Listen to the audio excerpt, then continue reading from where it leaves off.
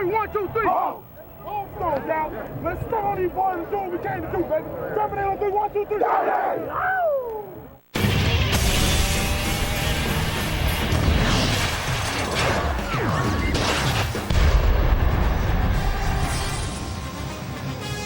A.J. Feely leading the Philadelphia Eagles out onto the field. Feely getting ready to make his 15th National Football League start on a 33-degree afternoon in Philadelphia. It's the Eagles and the Seahawks on Fox. Hi, everybody. Kenny Albert along with Daryl, Johnston, and Tony Siragusa. The Seattle Seahawks in first place in the NFC West with a record of 7-4. And today they will get All-Pro running back Shaun Alexander back. Alexander has missed the last 3 games. For the 5-6 Philadelphia Eagles, Donovan McNabb inactive today. The 5-time Pro Bowl quarterback is out for the 2nd consecutive game, so A.J. Feely will make the start. And Sunday night, Daryl, in Foxborough for Feely, it was feast or famine, a career-high 345 yards in the air, but he was also picked off 3 times. Yeah, and 2 of those interceptions were very critical, but what A.J. Feely does well is he anticipates where his wide receivers are going to be. The ball comes out very quickly, and if the Seahawks decide to pressure him, he looks forward to those opportunities to stretch the field and get the ball vertically. And for the Seattle Seahawks, Shaun Alexander is back in the lineup, but since he's been out, this offense has gone under a transformation. This is now Matt Hasselbeck's offense. Mike Holmgren is playing to its strengths. They're throwing the ball over 60% of the time. The shotgun has been incorporated into their base offense. All that being said, the quarterbacks and the passing game might not be the story today, right, Goose? Absolutely right, Moose. Down here on the field, it's wet. We've had sleet, ice, snow. We've had it all. The ball is very slick. During warm-ups, I was watching both receivers on both sides of the field. A lot of balls being dropped. Their hands were cold. A lot of guys slipping all over the place. If they were thinking about going to the passing game early, they're wrong. They need to go and establish that run as soon as possible today. All right, Tony, stay warm. The last 2 visits to Philadelphia by the Seahawks have seen Seattle outscore the Eagles by a combined score of 80-0. What is in store today? It's the Eagles and the Seahawks coming up on Fox.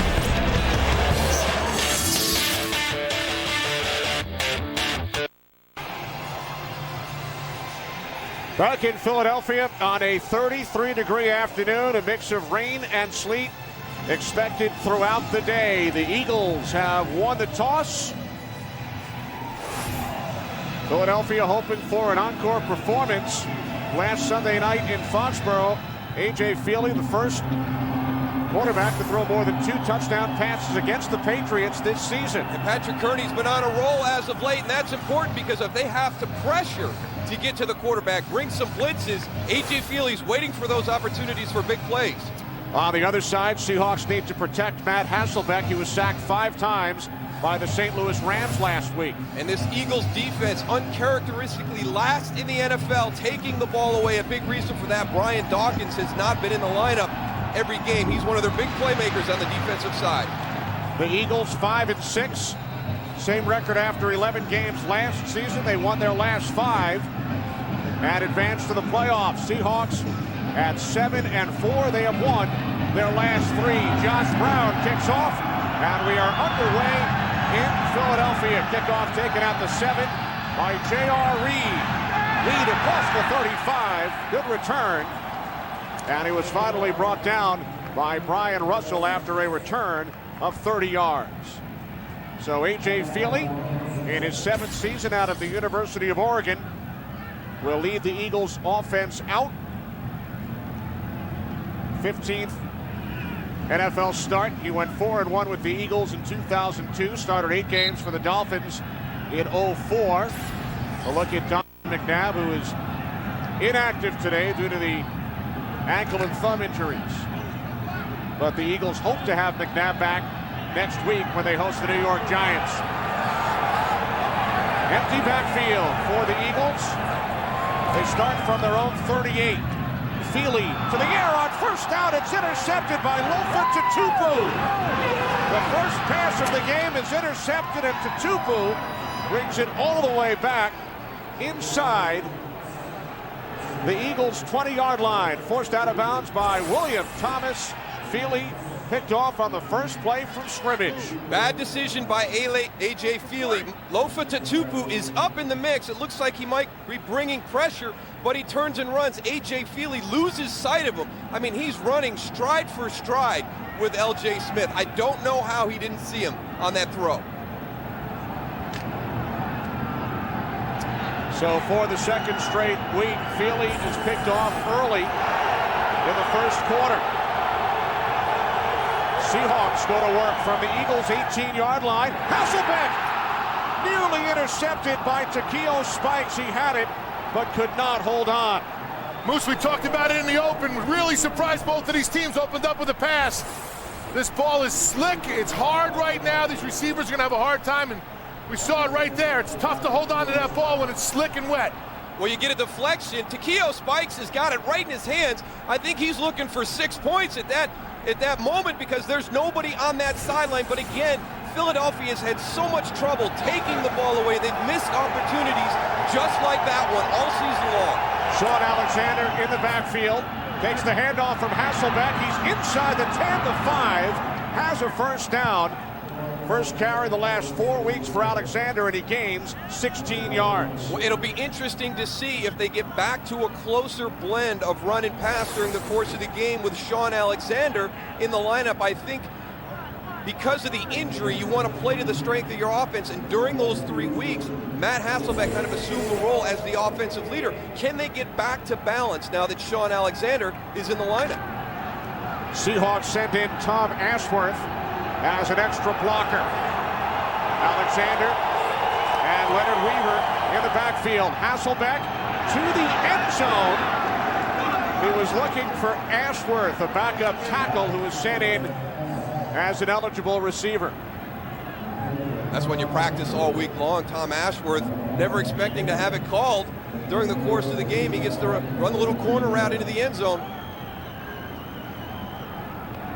He used to play for the Patriots, but he's no Mike Vrabel. Those defensive guys a little bit more athletic, right, Tony? Absolutely. Now second and goal. Showing a blitz up front. Alexander cuts to the outside, and he is in for the touchdown. The 99th rushing touchdown of Sean Alexander's career. Now tied for 8th place all time with Barry Sanders as the Seahawks capitalize on the Lofa Tatupu interception. Well, just not good recognition of finding the ball.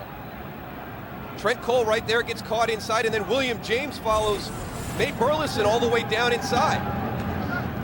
When you have Sean Alexander in that backfield, you can't lose sight of where he's at. You know he's getting the ball, Hummus. Well, you know, he's going to go up into the middle. He's not going to hit something. He's going to try and create. So you got to anticipate him breaking to the outside. The Eagles lost contain, and it cost them a touchdown.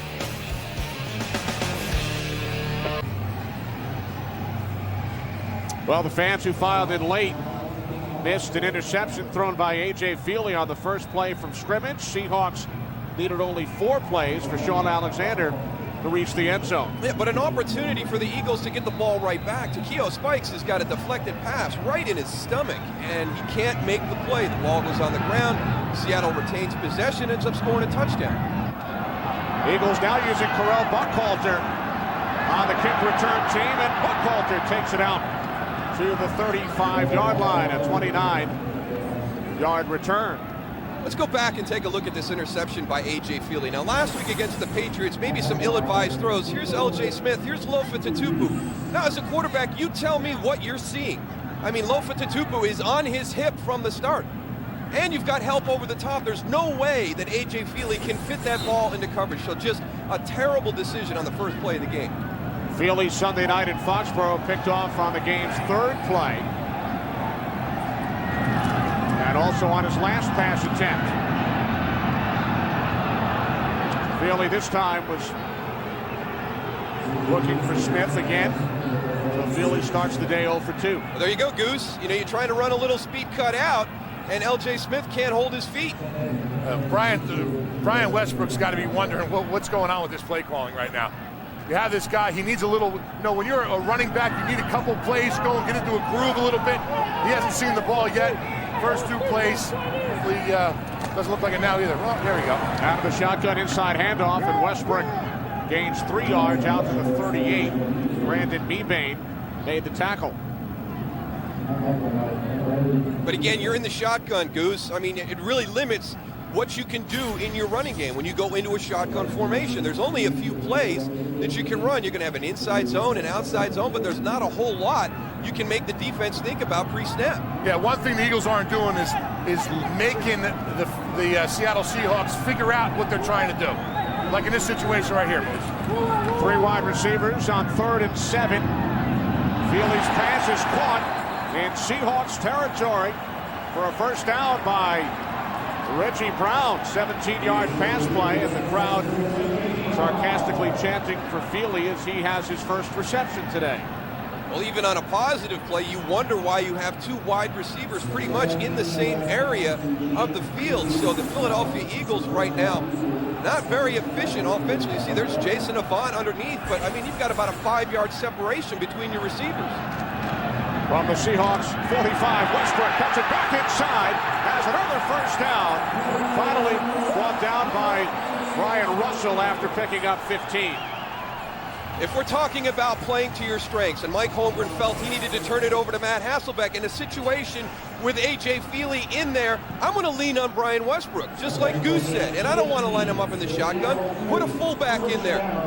Give him somebody in front to block. Get that defensive front moving. Let him use his athletic ability in space. Westbrook was split to the right, goes in motion. The handoff goes to Buckhalter. And Terrell Buckhalter is a first down and more. Touchdown. The Eagles come right back just like that. And Buckhalter scores from 30 yards out.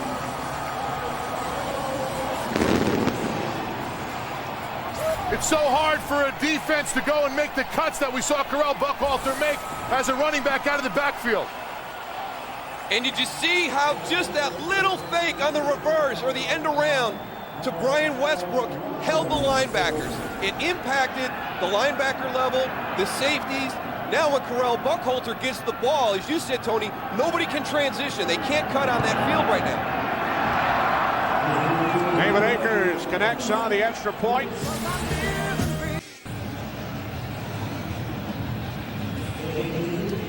Five-play, 65-yard scoring drive. Buckhalter's 3rd touchdown of the season. Right on Tony's cue, they get rid of the passing game, start handing the ball off, and then Brian Westbrook and Terrell Buckhalter get some big chunks in the running game.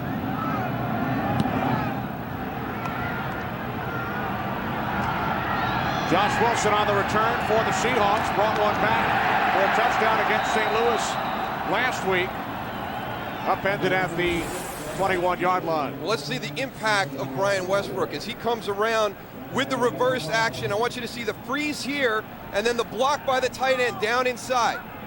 That allows him to get on Lofa Tatupu, but now you've got 2 guys in the hole. So you should have that well defensed. A bad angle by Leroy Hill, some good work by Reggie Brown on the outside, and the rest is all Terrell Buckhalter.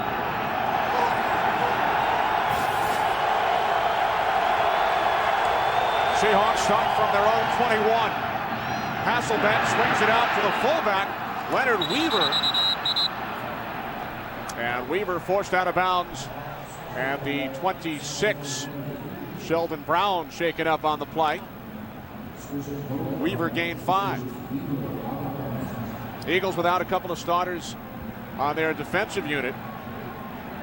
Broderick Bunkley and Quentin Michael both out today. And Broderick Bunkley, that's going to be a big one. I mean, your pressure inside, trying to get to Matt Hasselbeck. If the conditions do deteriorate, you have to lean on the run and the run defense.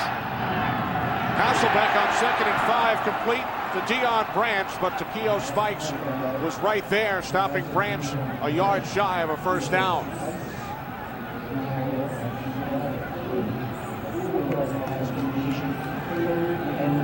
Seattle Seahawks offensive line has really have some tight splits down here, Moose. Really concerned about the pressure up the middle on Hasselbeck with that Eagles defense. Tighter than I've ever seen this year. Almost toe-to-toe there.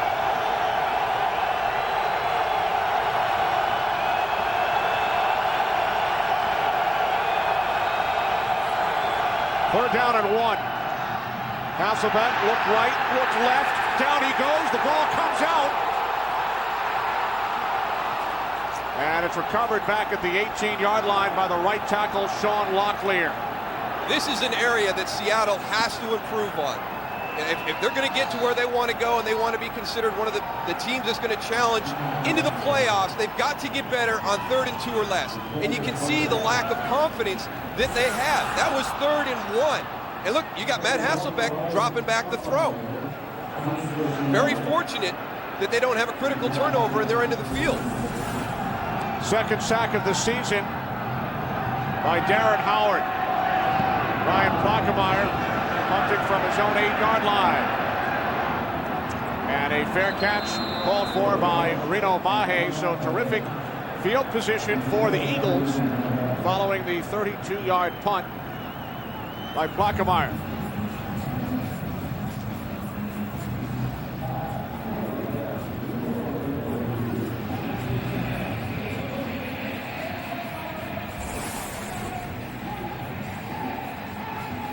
Josh Wilson's on the outside. You see right there, he's grabbing on his quad, maybe his hip flexor.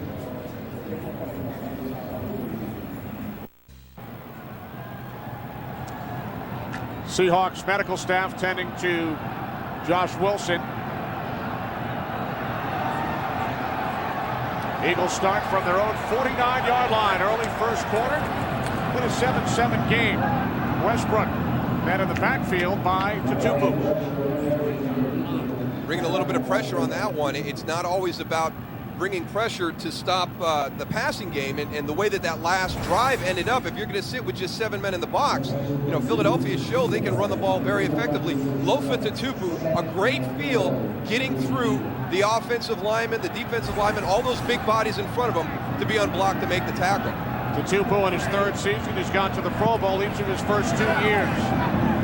Westbrook out of the backfield into Seahawks territory, forced out at the 47 as we check in for the first time today with Kurt Menefee. Kurt? Well, Kenny, talk about being even. Chester Taylor got the start, even though Adrian Peterson was back in the lineup for the Minnesota Vikings. Each guy has 3 carries, 31 yards so far, but Taylor has the only touchdown. Kenny, Moose and Goose, back to the Eagles. So a good start for the Vikings, who blew out the Giants at the Meadowlands last Sunday. 3rd down and 6. Feely intercepted for the 2nd time by Tutupu. Lofa Tutupu scored his only career touchdown against the Eagles, and he brings this one all the way back to the yard line. Tutupu with his 2nd interception of the 1st quarter. It's unbelievable because this is almost identical to the first one. There's no reason to throw this pass. Your receiver is completely covered. Here's Lofa Tutupu. Watch him. He's just going to look right at A.J. Feely, read his eyes, drop right into that area. I mean, he's kind of baiting him. He slides a little bit to his right. Looks like he's going to cross the formation. Greg Lewis on the slant. Here comes Lofa Tutupu right into the throwing lane. The one positive on that play, Sean Andrews, great hustle down the field. Big offensive guard, knocking Lofa Tutupu out of bounds, saving a touchdown. Tutupu now with 7 career interceptions. 2 of them have come today. 1st and goal from the Eagles' 8. Hasselbeck looks to set up a screen to Weaver. He is cut down by the safety J.R. Reed, a loss of 2 yards on the play. It's amazing both of these teams refuse to go and establish the run. You know, the Eagles, they had a couple good runs, but that's not establishing a run. You got to go and threaten the defense over and over again to go and let them bite. Then all of a sudden you come in with the play action. Even the Seattle Seahawks coming over, opening up with that pass. It's not establishing a run. You're not threatening that defense at all. 2nd and goal. Another negative play as Alexander is met in the backfield by Trent Cole, loss of 2 more yards. Well, both of these head coaches, Mike Holmgren and Andy Reid, go off that scripted play set. And a lot of that is also trying to find out how they're going to defend you. If we go to this formation, what will the defense do to defend it? You're kind of gathering information on those scripted plays also. But certain times when the conditions are like this, the weather's a little bit of troublesome, it's affecting the field, you've got to come off that script. And if you've got something that's working well, you've got to start exploiting that. Third and goal from the Eagles' 12. Hasselbeck fires to the end zone. Touchdown, Bobby Ingram. His fourth touchdown reception of the season. So the Seahawks with a couple of touchdowns today, both set up by Tutupu interceptions. That's just a simple little post route down on the goal line. He gets right in between Jose Leo Hansen and J.R. Reed. You got a little bit of help underneath. J.R. Reed a little bit late getting there. Nice fit by Matt Hasselbeck. The Seahawks have only 24 yards on offense, but they lead 14-7 thanks to a pair of big interception returns by Lofa Tutupu.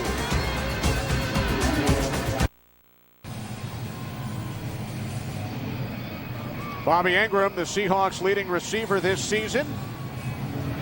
Moments ago, his fourth touchdown. Seahawks regain the lead.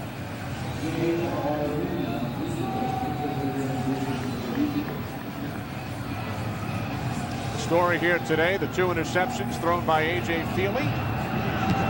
Two long returns by Tutupu.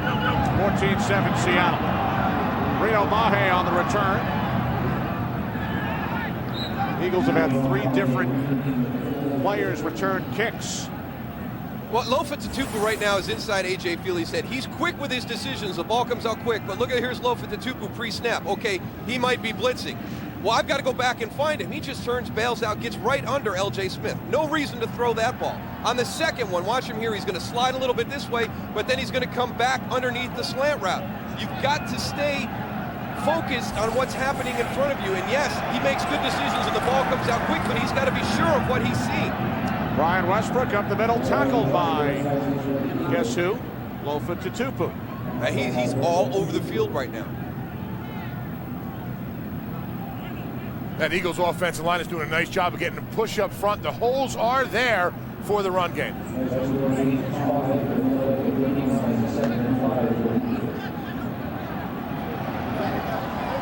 Second down and 5 from the 39. Two tight ends. Feely with time. He fires downfield. That's into coverage. Ryan Russell. Double coverage on that one. Ryan Russell along with Marcus Trufant on the coverage. I don't understand it. I mean, you don't need to force things. You don't need to make things happen. The thing that he did so well against New England last weekend was his decisions were good. I mean, his interceptions last week were, back foot throws, things that floated and got away from him. Today, these are just very, very poor decisions. Feely today has completed 2 passes to the Eagles and 2 to the Seahawks. Out of the shotgun on 3rd and 5. Kevin Curtis able to make the catch. Stays on his feet. And takes it all the way down to the Seahawks 14-yard line.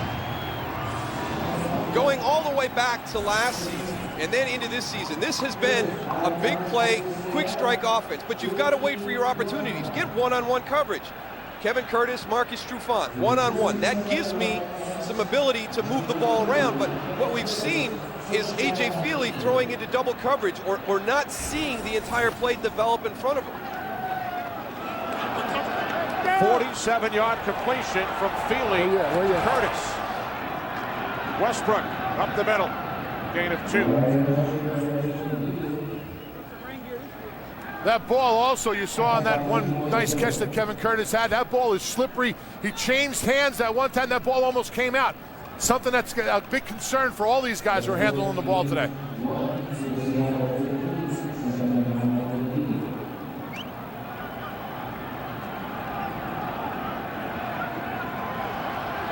Westbrook now split to the left. 2nd and 9. Feely swings it out, dropped by Buckhalter. Every catch is going to be challenging today. And Tony talked about it, pregame warm-ups, guys slipping, coming out of cuts, dropping a lot of passes. They're trying to keep them dry. They're doing everything they can. But these balls are fresh out of the box. I mean, it's, we talked about a rule put in place, to affect the kickers. and maybe get more balls in play on kickoffs. But it's also the balls that are in during the course of the game. These are going to be extremely slippery the entire afternoon. Every catch, you're going to have to focus and get it all the way from the catch and secured to your body. 3rd down and 9. Feely rolling right. Can't find anyone. Throws it away.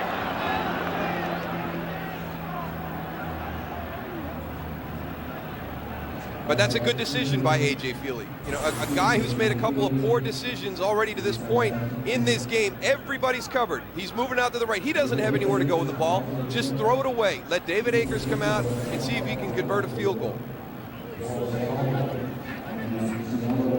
This will be a 31-yard attempt from the right hash.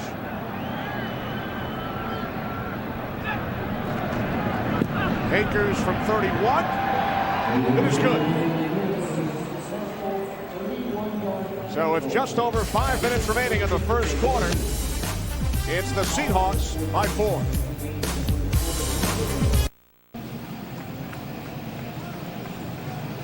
Seahawks lead the Eagles 14-10. Kenny Albert, Daryl Johnston, Tony Siragusa here in Philadelphia.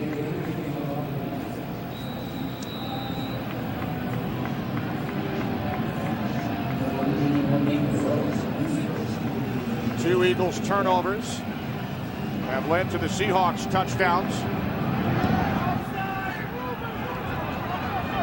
Short kickoff by Akers, taken at the 14-yard line by Nate Burleson. And Burleson is upended by Reno Mahe at the 23.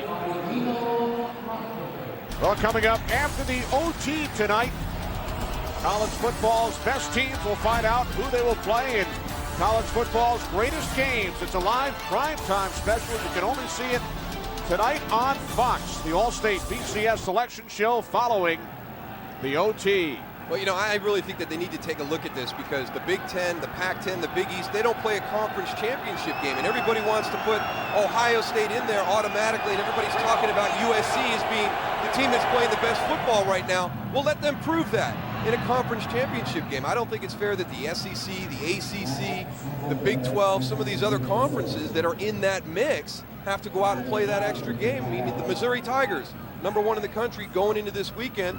If they're in the Ohio State situation, they're going to the BCS game, but they've got to go out and play that game against Oklahoma. Now, they need to take care of their own business, but I don't know. I think we need to level the playing field, make all these big conferences have a conference championship game. 2nd down and 3 following the 7-yard completion to Nate Burleson. From the 30, Alexander. And Alexander runs right into the arms of Jaquay Thomas. What a day yesterday, Daryl. #1 and 2 both go down.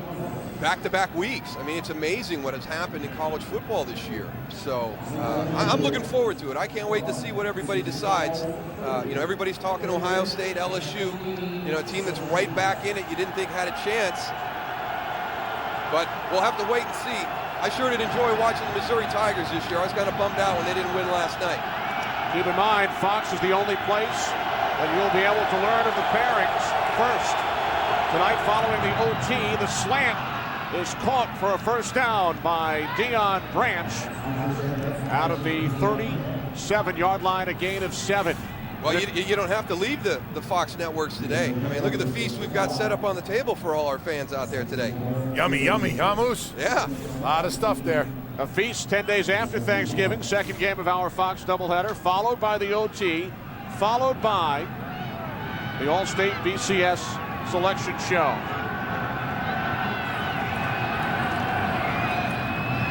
On first down, carried by Maurice Morris up the middle. Morris started the last 3 games in the absence of Sean Alexander. Been just keeping an eye on that offensive line for the Seattle Seahawks. The splits all across the offensive line have been so tight. It's amazing. I can't believe, even on the rundowns, it's so hard for those officials. Look right here. See these splits? I mean, there's nowhere for a running back to run. There's no inside run game. They're doing that to try and slow down that blitz that Jimmy Johnston bringing them guys up the middle, right in the quarterback's face. Matt Hasselbeck. So, Tony, by splits, you're talking about the amount of space between each of the offensive linemen. Absolutely, Kenny. I know if you know, everybody else knows. 2nd and 8, here's Morris. Couple of penalty markers as Morris takes it into Eagles territory. Gain of 18. Offside, number 90 of the defense. Penalty is declined. The result of the play is a first down. There's a different feel when Maurice Morris is in the backfield for the Seattle Seahawks. And it's kind of like what was going on in Dallas with Marion Barber and Julius Jones. You know, earlier in the year, everybody liked Marion because it was just a different feel when he was in there running the ball. He ran aggressive. He's hitting the hole fast. I think the same thing can be said of the Seattle Seahawks. Maurice Morris, he hits it. He's a downhill runner. Not a lot of wiggle. Sean Alexander's always looking for that home run shot when he's got the ball in his hand. You get a little bit of negative runs from time to time. You don't have that a lot with Maurice Morris in there. Leonard Weaver, gain of 1, brought down by Jaquay Thomas. Daryl, just prior to that play, Walter Jones, the 7-time Pro Bowl left tackle, left the field and was replaced by Floyd Porkchop Womack. Now that could be a big one because you've got Trent Cole over there, and you just heard Tony talk about the narrow splits that the offensive line for the Seattle Seahawks are using today. What that's going to do, that's going to shorten your corner. So when they are in those tight splits, but they're going to throw a pass, you've got Jaquay Thomas and Trent Cole who are very fast off the edge. You've shortened the distance for them to get to Matt Hasselbeck in the pocket. 2nd down and 9. Alexander cuts it back inside and is brought down at the 44-yard line after picking up 2. There was absolutely nothing there. I mean, he got 2 when it should have been a -4. Sean Alexander just goes, cuts back, and gets upfield right away. Does a nice job of turning a negative play into a positive. Well, yeah, Trent Cole kind of stuffed Floyd Womack a little bit, and then I think it was Takeo Spikes came in, got the fullback about 3 yards behind the line of scrimmage, really clogged up that area they wanted to run. 3 wide receivers set, 3rd down and 7. Hasselbeck throwing for the first down at the 35-yard line. The catch is made by Nate Burleson. Seahawks needed 7. They gained 9 and moved the chains with a half-minute remaining in the first quarter. Well, that's something you're going to have to do against Jim Johnston's defense. You've got to move your quarterback. You've got to change the launch point.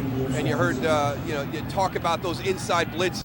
And, you're trying to tighten your splits to take advantage of those. But also get your quarterback into different spots. You can't let that defense all of a sudden have the feeling that, hey, we know where that ball is coming out on every pass play. Because you're rushing to a point. You get Matt Hasselbeck out on the edge a little bit. You change that launch point. If you're designing a blitz, now he's in a different spot. You're gonna counteract that blitz.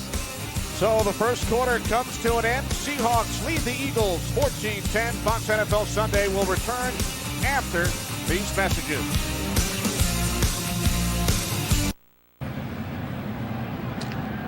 Seahawks on the move as we start the second quarter, leading 14-10.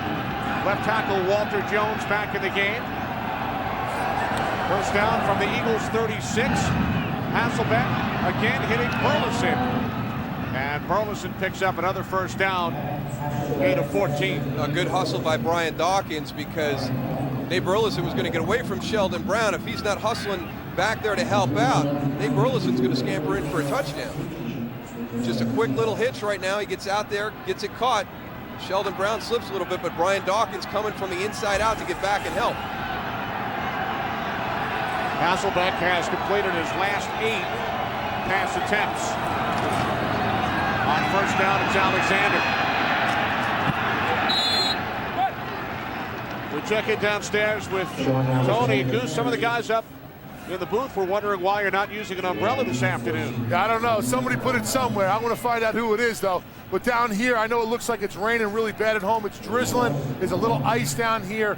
The players, on that, when they try to cut back and move, they're having a hard time planting. You got to keep your feet underneath you. If you get your feet outside your shoulders, you're going to have a hard time coming back, and that's what we're seeing out here, or at least down here on the field. Who has my... I'll start looking for it, Goose. I'll start looking for it right now. Yeah, okay. You covered? Real Good? tough up there, huh, Moose? Tony, we have located the missing umbrella. Alexander bottled up. With all that gel he has in his hair, I'm surprised he has an umbrella. Oh. That thing ain't moving. You were the only guy on the crew to get a haircut this weekend, Tony. Yeah, nice. Just my neck trimmed up. I look like Chewbacca a little bit there in the back. It's all clean now, though. It's nice. Tony, as a defensive player, how did you enjoy playing in these bad weather games? On grass like this, I loved it. Because I would expect a lot of teams to go with the run game. It was harder for the backs to cut. You know, but when you run that zone play like we just saw before with Sean Alexander, run it to the outside, it's tough because you can't stop. Empty backfield for the Seahawks. 3rd down and 10. Hasselbeck looking for Burleson. Brian Dawkins on the coverage. A lot of confusion right before that snap, Tony. Yeah, I'm really surprised he threw that ball because there was a wall of players right in front of him. It was really tough for him to see that receiver from down here on the field. Yeah, there's a big mix-up pre-snap. Look at everybody over here. They don't really have the other side of the field covered. Like you said, they're going to drop J.R. Reed down, but you see how the throwing lane to Matt Hasselbeck's left was more open. I don't know what happened with Philadelphia pre-snap, but they weren't lined up correct. Josh Brown, 40-yard attempt. He missed 2 last week, and he has now missed 5 of his last 9 field goal attempts. So the special teams troubles continue for Mike Holmgren's Seahawks.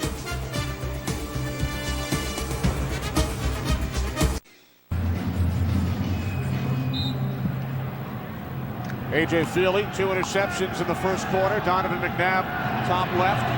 Kevin Cobb, bottom left. 2nd-round draft pick out of the University of Houston. The Eagles backup quarterback today. Feely on 1st and 10 from the 30 hits Westbrook out of the backfield, and Westbrook takes it out to the 35-yard line.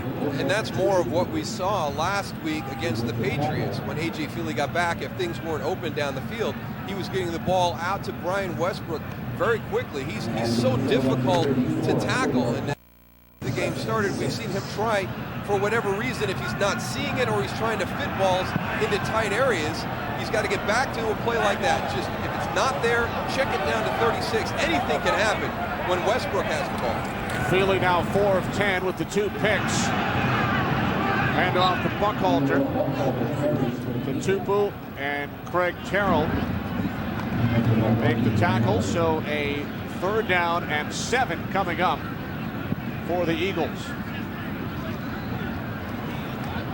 One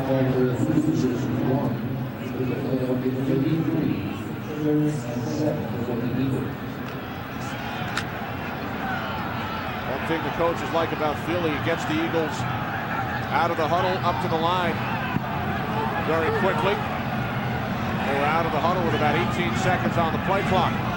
3rd down and 7. Feely's pass intended for Kevin Curtis. Brian Russell on the coverage, so the Eagles go 3 and out. Good coverage by Brian Russell on that play because you're running a double move. Watch Kevin Curtis on the top against Marcus Trufant. Break down on the outside now. It's a double move. Here comes your safety in over the top. Good help by Brian Russell on the outside. Sav Rocca punting for the first time from his own 20-yard line. Taken at the 21 by Burleson. Burleson up the sideline. Forced out of bounds by the punter, the former Australian Football League player, Rocca, after a 36-yard. Seahawks lead 14-10. Hasselbeck, a touchdown pass to Ingram. Sean Alexander has the other Seattle touchdown. 2 short scoring drives of 18 and 8 yards, both set up by Tupu interceptions. This is the 3rd time today the Seahawks are starting a drive in Philadelphia territory. Hasselbeck to a wide open Nate Burleson. Burleson inside the 10, the 5, touchdown. Wide open is an understatement, Kenny. There was nobody within 15, 20 yards of him. Oh boy, and after that, he just turned Lito Shepherd inside out after the catch, Tony. Again, he makes a little move to the inside. Watch how wide open he is in the middle of the field, and then this little move right here. He's going to straighten him up and then break to the outside. A little better angle on this one. Yeah. Wow. That's all it takes. With the field the way it is, too, it's hard to go and cut. We've been talking about it all day. I think even me, maybe if I get a run or something like that, I might be juke somebody out there on this field. 5th touchdown catch of the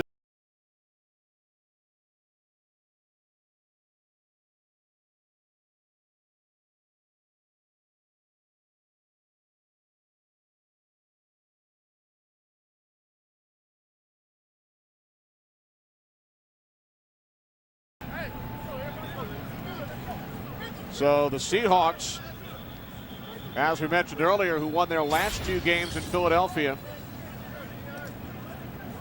38-0 in '98, and then 42-0 2 seasons ago, have scored 21 points, and we are not yet 4 minutes into the second quarter. Well, at least it's good that that Philadelphia scored this game. They've got 10, but boy, it just, you know, passing offense, passing defense, it's been the huge issue during the course of the day. I mean, wide open in the middle of the field and a poor angle, not supporting the outside, not keeping that outside leverage and letting your teammates help you out. And then we've had the 2 big interceptions by A.J. Feely to give Seattle short fields in the first quarter on their first 2 drives. So Philadelphia, very, very uncharacteristic and poor pass defense, and then some decisions in their passing game also. On all 3 Seattle touchdown drives, they have started in Philadelphia territory. J.R. Reed on the return. Check that, it's Buckhalter, and Buckhalter takes it all the way out across the 40-yard line. And you see there he's got 10 returns for touchdowns, punts and kicks, but he's also got that missed field goal attempt that he took back for a touchdown. So he's going to break Brian Mitchell's record by next season at this pace. Good job by Feely to break out of trouble. Shuttle pass to Westbrook. And Westbrook is chased down, finally tackled by Patrick Kearney at the Eagles' 36-yard line, a 24-yard. Just a little bit of ad-lib by A.J. Feely there. Good presence to know where Brian Westbrook is. And there's an example of even when you've got a play designed where it's not an ad-lib and the play has broken down, get the ball to Brian Westbrook. He has the potential to have a big play every time the ball's in his hands. From the Seahawks 36. Nice. Feely complete. Reggie Brown. Gain of 9 as we check in with Kurt Menefee in Los Angeles. Kurt? Well, guys, Adrian Peterson playing his first game back after missing 2 weeks with a knee injury. No problem. 16-yard score. The Vikings also just added another touchdown, and they are leading big over Detroit right now in the second quarter. Kenny Moose and Goose. Boy, I tell you, the Vikings are on a roll. They're hitting their stride at the perfect time. The Detroit Lions 6-2 just a few weeks ago, looking to go 500 after losing 4 in a row if they can't get this turned around. Westbrook picks up a first down coming into play today. Westbrook 4th in the NFL, Daryl, in rushing yards. Adrian Peterson, despite missing the game last week, number 1 on that list. Well, I just think it's amazing. And we were at the Giant-Minnesota game last week, and you watched him pre-game testing that knee out to see if he could play. I think I agree with Brad Childress. If it was a playoff game or a game of bigger magnitude, he could have played. I was shocked at how well he was moving just a couple of weeks after tearing that LCL. From the 24 on first down, Feely to the end zone, and the catch is made for a touchdown by Kevin Curtis. I tell you what, he is not afraid to make some throws. I mean, this is another one that, you know, wow. You know, you see that ball come out and you see the coverage on Kevin Curtis. You're putting a lot of faith in your wide receivers. Greg Lewis on the inside, another double move, but Deion Grant gets there just because if he holds that ball a little longer, Deion Grant's going to be able to come in and make a play. 5th touchdown reception of the season for Curtis. He had 3 in one game against Detroit. The Eagles pulled to within 4.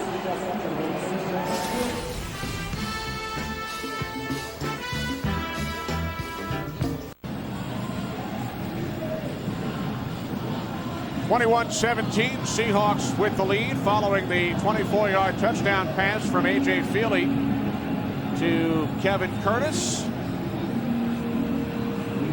9:06 remaining, second quarter here in Philadelphia as the Eagles look to get back to 500.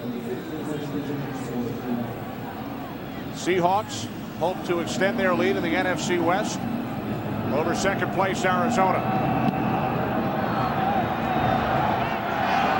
Burleson from the 10. Burleson brought down at the 24-yard line by Chris Dokong. On that last touchdown, Kevin Curtis is going to be your primary. He's going to run a post, corner, post. That's where your big play is. I think Tony may be onto something. Okay, my chunk opportunity is on the double move route, so I'm going there. But let's take a look from behind. If you keep an eye on Deion Grant right here, he's coming over the top. Now he's going to clear for this. He's trying to open this route out for that double move. Look at Greg Lewis is going to pop open just by the angles. You know, one thing I'm seeing from down here with A.J. Feely is his eyes. He's looking exactly where he's throwing, and I think the Seattle defense has an idea of a little bit of a hit and knows that he's looking to his receiver, and that's how they're getting a little bit of a jump. And Tony Hasselbeck complete to Deion Branch for a gain of 21. Let's just take a look at Jay Feely as he gets back in the pocket. You can see he wants to go to Kevin Curtis. That play is designed for a big strike, whether, you know, red zone play, touchdown, big chunk, big conversion on a third down. He is locked into some of his big play throws, and we saw it earlier in the half when he threw into double coverage on a deep ball down the left side. It looks like right now A.J. Feely's kind of locking himself into the opportunities to get the big plays in the passing game. He's living on the edge right now. From the 45, Alexander met in the backfield by Chris Dokong. Moose, you talked about it earlier, the pressure, it's not only for the pass, but for the run also, and this is exactly what happened. This is why Jimmy Johnston is not as scared, or scared at all, to go and throw that blitz on a rundown. You see all the offensive linemen firing out? You're going to get tackles for a loss, and worst case scenario, you're going to make that back go and commit now. He's going to have to go and make his cut early, and it helps the other linebackers and defensive linemen to go and get a better angle on that running back. Loss of 5 yards on the play, second down at 15. Short drop by Hasselbeck, steps up, and is down at the 40-yard line. Brian Dawkins is the guy who made that play. He's uptight, but when he sees that it's pass, he drops back and he finds the area, gets into the throwing lane that Matt Hasselbeck wanted to go to. So now he's got to pull the ball down. Here's Brian Dawkins right here. Looks like he could be in a spot to pressure. Matt Hasselbeck wants to go up top. You can see how he kind of overran that route at first, but he has a feel for where Deion Branch is and gets back into that throwing lane. Matt Hasselbeck has to pull the ball down. The Eagles defense is able to get there. Takeo Spikes credited with the sack. Third down and 15. Seahawks have to get to the Eagles 45. Hasselbeck looking for the fullback, Leonard Weaver, who could not hold on. A good series by the Philadelphia Eagle defense. I mean, they came out and had a poor series the last time they took the field, allowed Jason Avant to be wide open in the middle of the field, poor angles on the tackle, allows a big touchdown. They come out and they have a good series there. Klockemeyer back at his own 25-yard line. Punting for the second time today. Wow.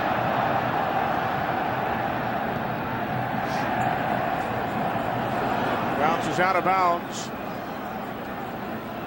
Right around the 35-yard line. Yeah, that came right off his foot. Just went right off to the side. That was a shank. That looked like one of my tee shots on the golf course, Tony. Just got up in the air and just started hooking left. Your shot doesn't look that good, Daryl.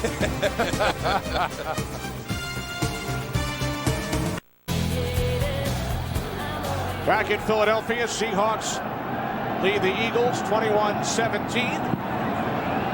A.J. Feely and the Eagles go back to work from the 35-yard line.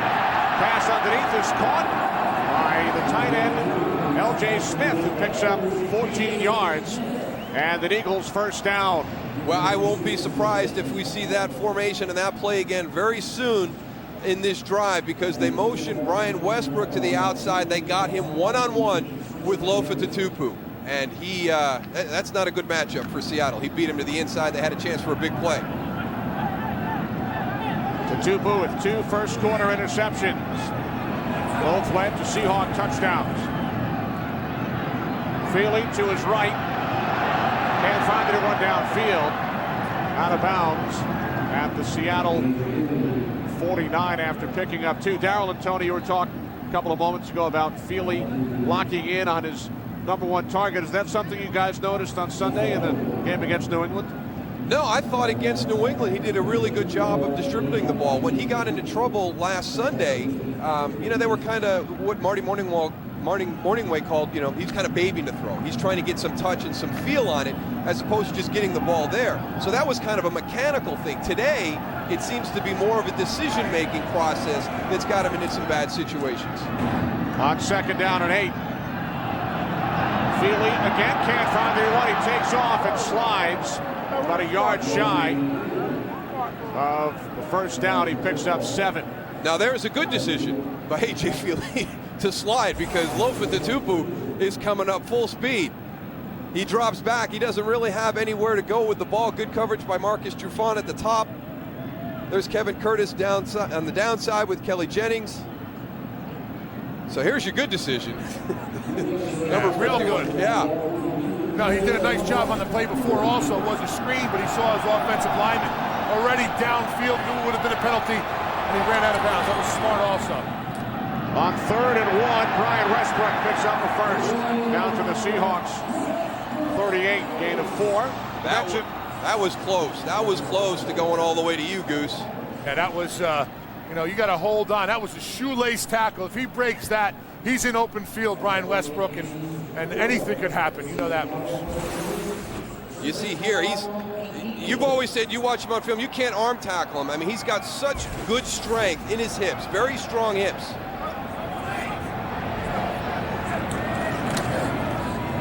From the 38 on 1st down. It's Westbrook again. Gain of 6 down to the Seattle 32. This all sets up, we talked about it earlier, the play action. When you go and establish a run, this is establishing the run. Getting a 3, a 4, a 5-yard gain. Now all of a sudden you have them linebackers saying, okay, and then you come out in the same formation, you're faking to Brian Westbrook. All of a sudden the linebackers will come up and bite, and that's where you get the play downfield. You get that one-on-one matchup that these guys are looking for.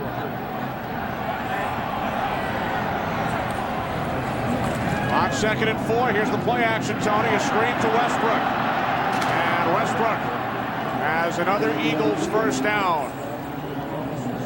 Good job defending, because there's not a team in the NFL, in my opinion, that runs the screen as well as Philadelphia. And when we talked to Patrick Kearney about it, can you get a good read on the offensive lineman? How do you tell? And he goes, you know what? They do such a good job of selling pass and getting you into that pass rush mode that we really don't get a good key off that. It's more of down and distance and position on the field.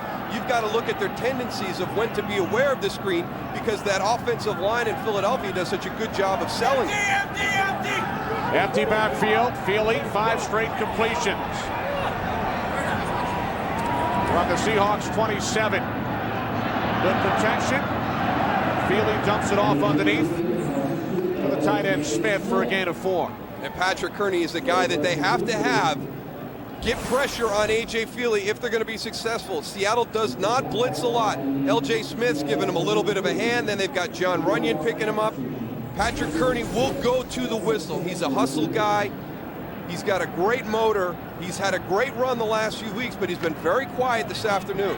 And talking to Patrick Kearney yesterday, he prefers a quarterback that will scramble rather than a guy with a quick release. And we saw that right there. When you get rid of the ball early, you have no chance of getting the sack. If a guy's moving, you never know. And he saw that empty backfield. They were screaming it down here on the field. Let me tell you something. When you're a pass rush defensive end and you hear empty backfield, your eyes get really huge, because you know there's an opportunity to go and get a sack. And sacks mean money. And Kearney's second in the league. Rely on your front four to generate that pressure. You've got to have a guy like Patrick Kearney continue that run he's been on. He has been hard to handle the last 3 weeks. He grew up in New Jersey, a huge Eagles fan, used to attend games at the Vet. Buckhalter takes it down inside the 20 to the 19-yard line. Kearney told us yesterday the first quarterback he ever hit in the NFL was former Eagle Randall Cunningham. He used to have a poster of Randall Cunningham on his bedroom wall. It's amazing when you get into the NFL and you're young and you've been watching guys play as you've been growing up. I mean, I'm telling you, I'm sure you've got some too, but I remember lining up and seeing Mike Singletary in those eyes. And I actually had to sneak a peek from my fullback spot. I had to kind of stand up and look around just to get a look at what they really looked like. Third down and 1. Westbrook tries to turn the corner. He does, and he picks up a first down. Patrick Kearney's going up against one of the nastier guys in the NFL, and John Runyon. You know, maybe not the best technician in the NFL, but I tell you what, he's going to give you everything he's got. Some headbutts, some forearms, an elbow now and then. Reminds you of some of the guys you played with in Dallas, huh, Moose? Yeah, a little bit like Eric Williams. Maybe not as mean as Eric Williams was, though. Eric Williams played football just because he wanted to beat people up, I think. That's it, man. He would come in left swing, left arm. I think he thought he was a boxer sometimes out there. First and 10. Feely faked the toss. Now throws to the corner of the end zone. Kevin Curtis, the intended receiver, and there is a flag. I don't know if that was catchable anyways. I agree. I'm not sure that ball was catchable. Even if it was catchable, he's going to be out of bounds. Pass interference. Number 21 of the defense in the end zone. The ball will be placed at the 1-yard line. First down. I don't know if he can get that and get his feet in bounds for the touchdown. But I will say this, that's a great job by Kelly Jennings in coverage because he's not fooled by that play. That was a great play design, great play action, a play we've seen time and time again, that little fake inside, quick pitch to get Westbrook on the edge. They run play action off that. They did not fool Seattle's secondary at all, and I think that was a poor call. That was the first accepted penalty of this game. Westbrook bottled up. We hit 1 minute remaining. Second quarter. The Eagles have never led in this game. Seahawks scored early after Feely's first pass of the day was intercepted. Seattle had a big goal line stand last week in the game against St. Louis. St. Louis was up 16-7 with an opportunity to go up 23-7. They had a big goal line stand near the end of the first half then.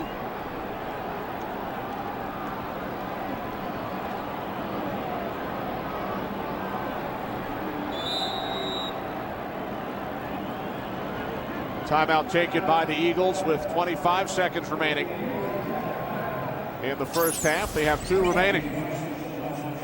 Coming up, the Visa Halftime Report with Kurt, Terry, Howie, and Jimmy. They'll be along with scores and highlights. And the Fox Sports Ticker will have all the latest stats. That's coming up. The Visa Halftime Report. Eagles round the clock down so that the Seahawks, should the Eagles score, would not have any time left in this half. Eagles still have 2 timeouts, looking to take their first lead. It has been a crazy first half. Let me ask you this, Tony. Monday night in Pittsburgh, bad weather, poor field conditions, only 3 points in the game. I guess the difference today with bad weather in Philadelphia, good field conditions. Yeah, I'll tell you what, they changed the fields here 2 weeks, but that Monday night game had to be the craziest game I've ever seen. Unbelievable. That punt, when it went up and it just stuck right in the field, and those guys were playing like on a waterbed. Amazing that they even got that game in. Feely to the end zone, incomplete, looking for L.J. Smith. So a 3rd and goal coming up for A.J. Feely and the Eagles, and now Westbrook comes back out onto the field. Another good job by Seattle's cover units right there. I mean, there's nowhere for A.J. Feely to go with the ball. Play action down on the goal line. They're not fooled. They're running step for step with their people. Little fake to Corral Buckhalter inside. You can see they're going to the outside. It's a play you see every offense run. Usually you've got one of the 2 guys open, but Seattle had them both covered. 3 tight ends, the handoff. Westbrook looks to go over the top Still no signal. Good second effort by Westbrook, but an even better job by the Seahawks defense. Good effort by Brian Westbrook, but let's see who it is for the Seattle defense. Come Julian Peterson, and then Daryl Tapp coming in to make sure he can't get that ball extended to break the plane. And Leroy Hill with the initial hit. Jordan Babineau pulling back. Good team effort by that Seattle group to prevent Brian Westbrook from breaking the plane. What will Andy Reid do here on 4th down? Well, he had a very aggressive style last week against New England. We'll see if he continues that.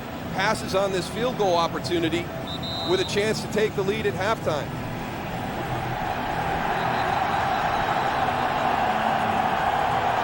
Looks like the Eagles will keep the offense on the field. And go for it on 4th down. Now they are taking a look at the play up in the booth. We are under 2 minutes remaining in the half, so now he doesn't get in. Are taking a look. I mean, there's Julian Peterson. Now here comes Brian Westbrook with a great effort, but Daryl Tapp and Jordan Babineau make sure that he can't get that ball across to break the plane.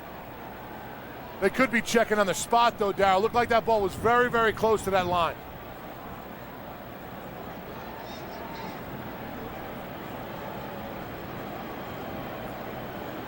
It's a gutsy play, I'll tell you. If he decides to go for it and tries to punch it in, I mean, this is what would you do, play. Tony? Well, I'll tell you what, at some point you got to go and say, hey, listen, is my team good enough to go and take care of this situation? He's got 7 seconds left on the clock. He can go in at halftime with a huge momentum swing, a lot of positive. He's going to have the lead in the game. I would go for it. That's me, Mr. Vegas. But not even right now, not even to take the lead, but to set the tone for the second half, too. When you come out and take the field in the second half, you've got all that momentum that you establish if you can execute this play and convert for a touchdown. I've got a bad history with 4th and short in Philadelphia, so I might kick the field goal. Different stadium. Reminiscing, huh, Moose? Yeah. That was a tough one, but hey, it was on us. Cheer up, buddy. Cheer up. It gets better, man. It's just kind of you have all these great things, but the things that really stick out in your mind are the moments like that. It's a tough place for you guys to play, huh? Yeah, Fans yeah. are great It was a man. tough place to do a game for a while.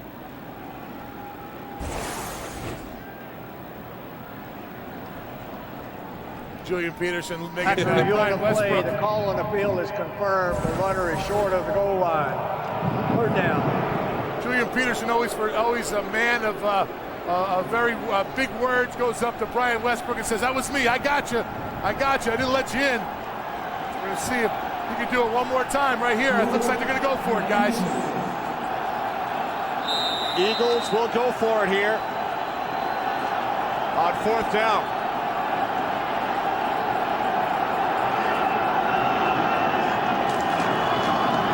Westbrook, they stopped him. What a stand by the Seattle Seahawks defense. Great job by Rocky Bernard. He got in. He got penetration in, and now Brian Westbrook is great going up over the top. We saw it on the last play. Rocky Bernard's penetration didn't allow him to get in and be able to leave his feet. You see right there, he's already got him knocked down. He was 3 yards from the goal line. Great penetration by Rocky Bernard. He did exactly what a defensive lineman should do. Sort of get in the crab walk, go try and penetrate as much as you can, and then you lift your head up, arms up, and you try to go and get his feet so he has a jumping point of further back than he wants. It makes the linebacker's job a lot easier. And sometimes you get a shot at it and you tackle him there like we just saw Rocky Bernard do. So Daryl, as an offensive player now, you go into the locker room having been stopped. Does that carry over into the second half, or do you forget about it? Well, you're angry right now. I mean, you're so angry right now because you'd had an opportunity to take the lead, to go in at halftime. It's a good play by Rocky Bernard, but this Eagle team should have been able to convert that. They should have been able to score. I like the decision by Andy Reid. You're 5-6. You're the last team by tiebreaker in the playoff scenario right now, of the 5 and 6 teams in the NFC, you've got nothing to lose. Keep playing the game aggressively. Tony, what about from a defensive standpoint? Seahawks defense has to be fired up right now. Yeah, very fired up. I'll tell you what, but if you look at the Eagles, you got to go and say, hey, coach went and put it on us. We got to come back this second half and get something done. But the momentum definitely goes to that Seahawks defense. They're boasting right now. I was watching a couple of the guys run into the tunnel going and saying, yeah, we got it done. I mean, they're definitely fired up, and they're ready to have a little bit of a challenge in the second half. So the Seahawks lead by 4. Will return to Philadelphia right after these messages. The Visa Halftime Report is sponsored by Visa, proud sponsor of the NFL. Life takes Visa. And we welcome you to the Visa Halftime Report. Kurt Menefee along with Terry, Howie, and Jimmy as we get ready to roll through what's going on so far here in Week 13 in the NFL. TB? Got some good ball games. Seattle on the road at Philadelphia. That's a long flight. You don't want to lose a game like this. So welcome back, Sean Alexander, running back, been out a few games, takes it over from 2 yards out. It's 7-0 Seahawks over the Eagles. And then Correll Burkhalter, off right tackle, breaks a couple, then outside, 30-yard touchdown, 7-all. Matt Hasselbeck back, looking, deep crossing route, slow down, no one there in the gap. That's what Burleson does. And then Hasselbeck hits him 43-yard touchdown. It is Seahawks 21-17 after stopping the Eagles on the 1-foot line. All right. Elsewhere, Buffalo was visiting Washington today in a day that obviously is very emotional for the Redskins and their fans. We lost a wonderful member of our Redskins family this week when Sean Taylor tragically lost his life at the age of 24. Please join us in a moment of silence as we honor his memory.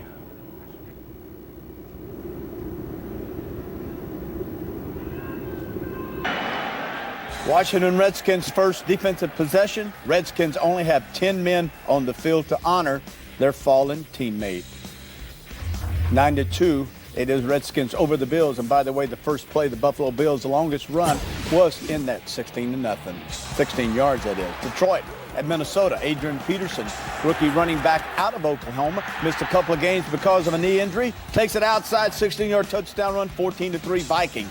Over the Lions. Then, after the Lions score a touchdown, it is then Andre Allison as he takes this kickoff all the way back. Jimmy, how far does he go? Long way. A long ways. That's my man. That's good opinion. That's his ruling. 35-10 Vikings all over the Detroit Lions at halftime.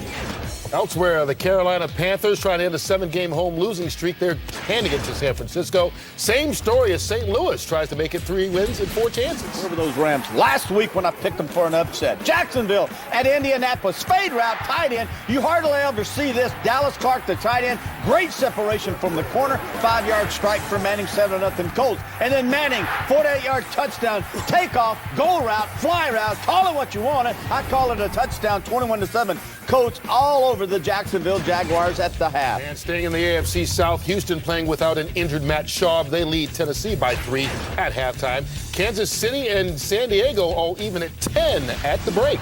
All right.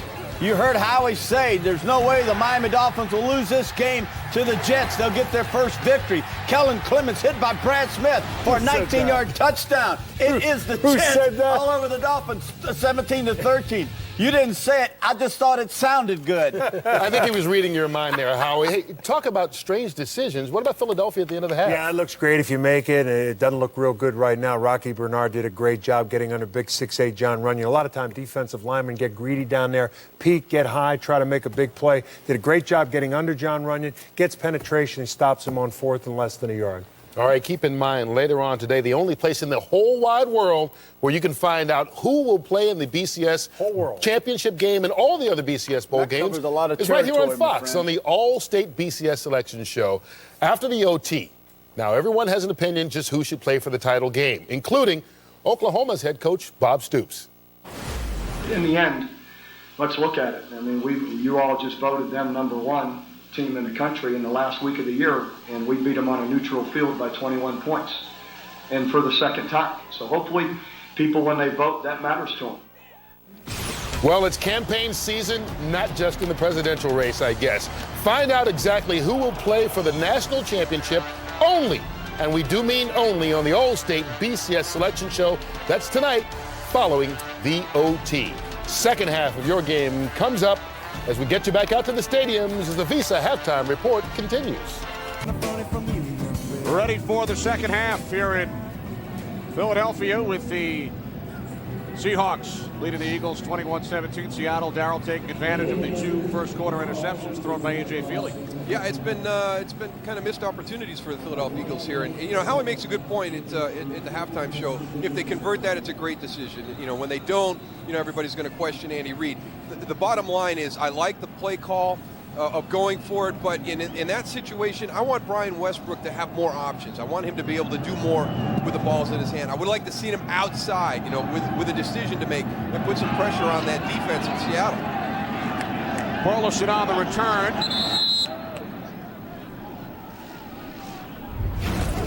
Daryl, you talked about missed opportunities by the Eagles in the first half. Yeah, I mean, a big one. The first play after Lopez, a 2-pointer, steps the ball and comes back. Takeo Spikes misses a chance. And there's a ball on the ground deep in Seattle's end. They miss an opportunity to get that. And a great individual effort by Rocky Bernard. You know, I don't want to take away from that. It was a great individual effort by Rocky Bernard. Eagles outgained the Seahawks, but you look at the turnovers, the points off, and the red zone opportunities. Seahawks start from the 35. Sean Alexander looking to turn the corner.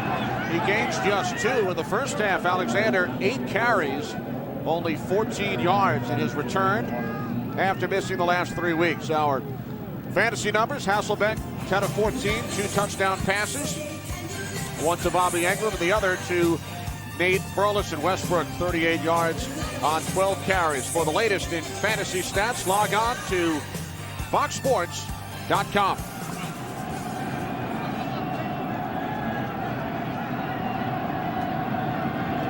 Second and 8 from the 37. Hasselbeck's pass intended for Bobby Engram. Sheldon Brown with the big hit. Ball came loose. It's ruled a catch and an Eagles recovery. A lot of the players were just standing around. No one thought it was a catch. All of a sudden, there was a sense of urgency. Everybody went for the ball. Yeah, there was no whistle. He's got it. He's secured possession. Both feet are down to watch. The guy's like, da da da da da. Oh, da-dee. I mean, that was a scoop and score opportunity. He's definitely got the ball. You didn't hear the whistle. The play's live, and the guys from Philadelphia are kind of jogging over.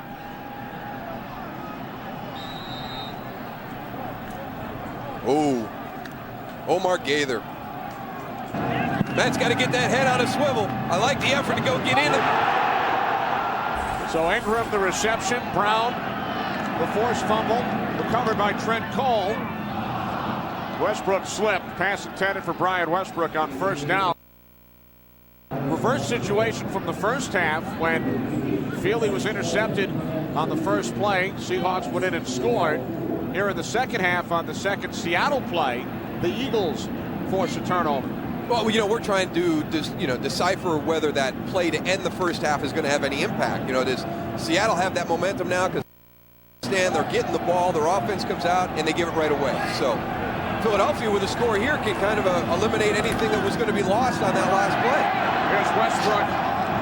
He gains 8. Now the Eagles, Daryl, have scored the fewest points off turnovers this season. Seahawks with 14 today off turnovers, but Philadelphia all season long only 23 points following takeaways. Well, the big thing is they just haven't had a lot of takeaways either. I mean, they have not had a lot of opportunities to do that. So they're going to be down just because of the fact that there's not a lot of opportunities. And then when they have had them, they haven't been able to cash in.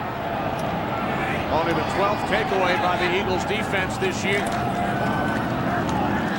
Feely for a first down to Smith. L.J. Smith makes the catch, tackled at the Seahawks 29. Well, we've talked about Brian Westbrook and getting the ball to him and letting him, you know, work in open space. Watch him now. He's going up against a defensive end. You're going to turn your protection, slide your protection, but that puts your back on a big guy. Look at Brian Westbrook.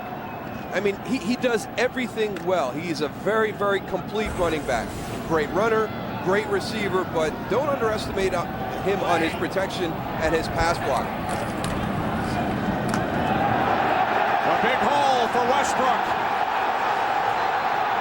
dives for the end zone. Touchdown.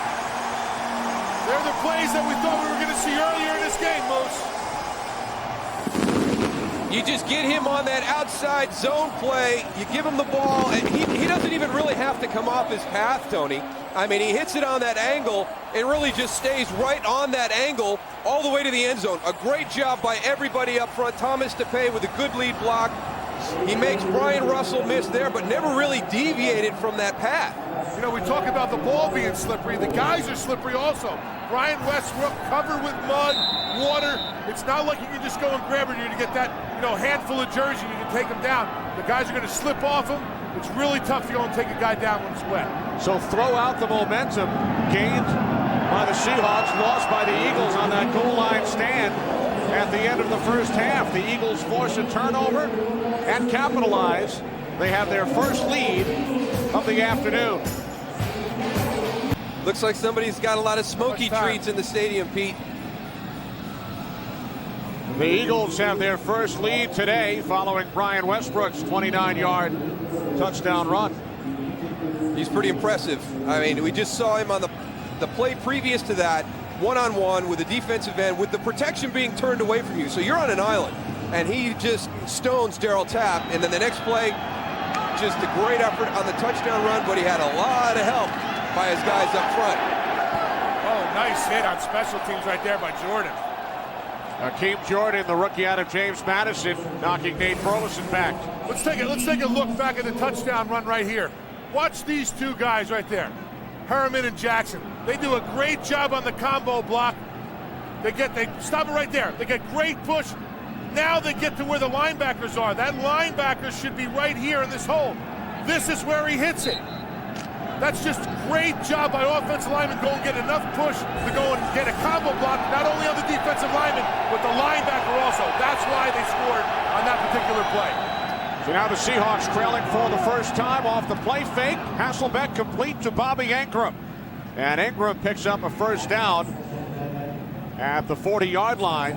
A 15-yard reception for Ingram, who has a touchdown today and also fumbled on the Seahawks last series. Well, good job by Matt Hasselbeck coming out and going right back to Bobby Ingram. And pretty nice little throw right there. Not a whole lot of margin for error out on that sideline.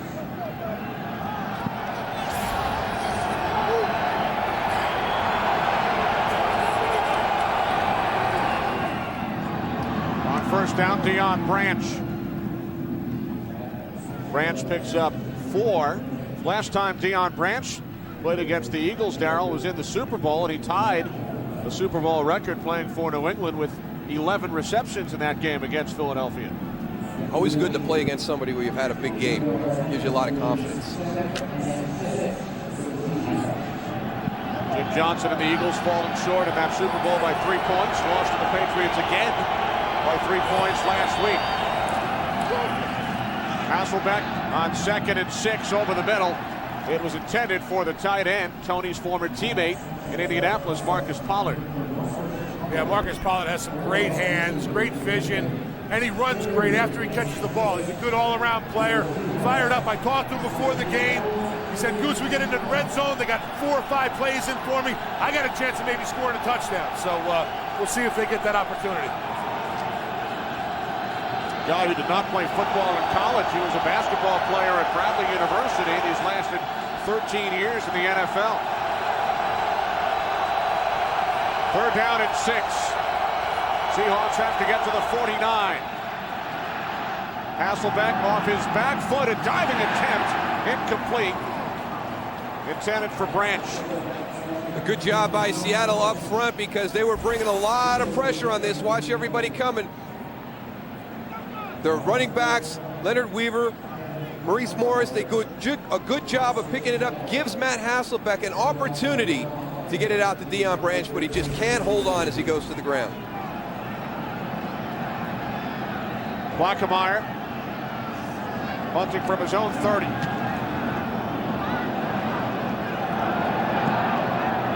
Bounces in front of Mahe, rolls out of bounds at the 21-yard line. 36-yard kick Brian Westbrook and the Eagles offense in a moment.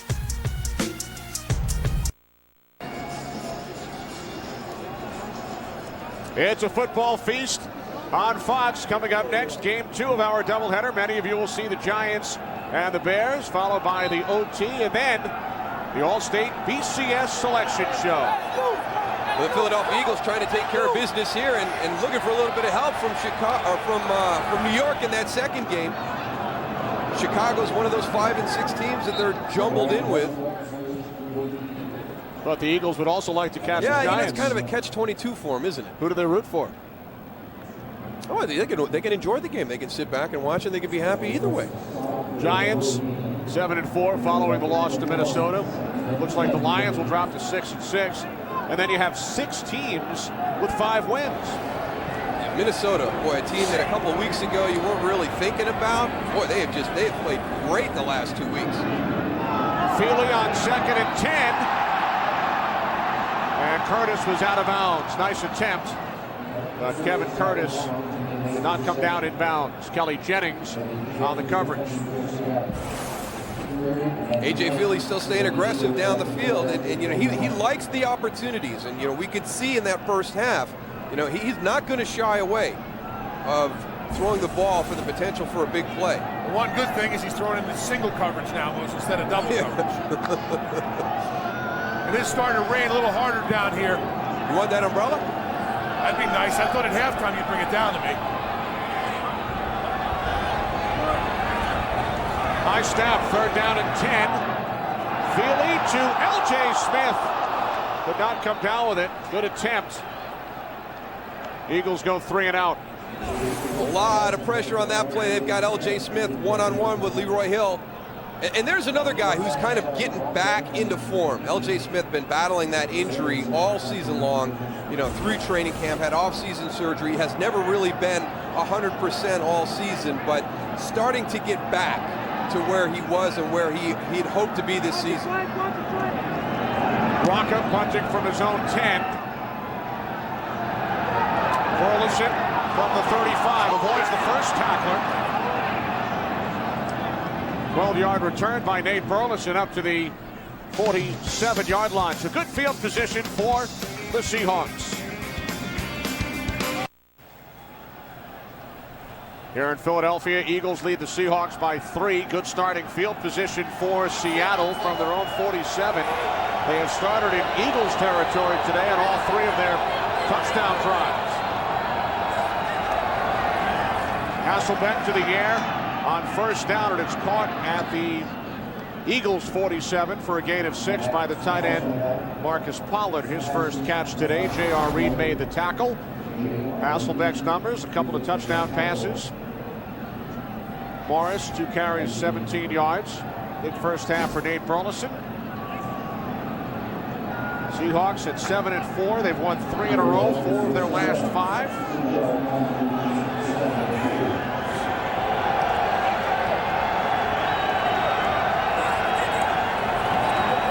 Hasselbeck on 2nd and 4. Swings it out to the fullback, Weaver. Avoids a tackle and is stopped about a yard shy of the first down marker as we check in once again with Kurt Menefee in Los Angeles. Guys, obviously an emotional day for the Redskins as they take on the Bills. Clinton Porter scores a 3-yard touchdown, but in tribute to his fallen ex-teammate Sean Taylor, shows off a T-shirt bearing Taylor's likeness. It's 16-5 right now in the 3rd.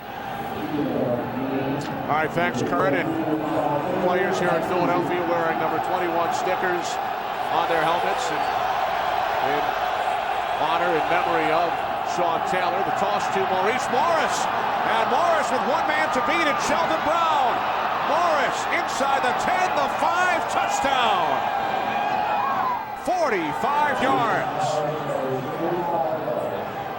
Boy, we've seen a lot of missed tackles today, Tony, by guys in the secondary for the Philadelphia Eagles. Sheldon Brown's had a couple. Lito Shepherd's had a couple. And now I don't know if it's the field conditions or not, but here's what I'm saying about Maurice Morris. He is on the edge and he is gone. He's not looking for anything. Good blocking by his guys up front. But Sheldon Brown, an opportunity to make that a big gain, but not a touchdown. I've never seen the secondary of the Philadelphia Eagles struggle with tackling as much as I have today. I'll tell you what, you got to give a little bit of props to the Seahawks receiving crew. I mean, they're downfield, slow blocking, unbelievably sticking with their guy and making those opportunities to go and have those plays like we saw.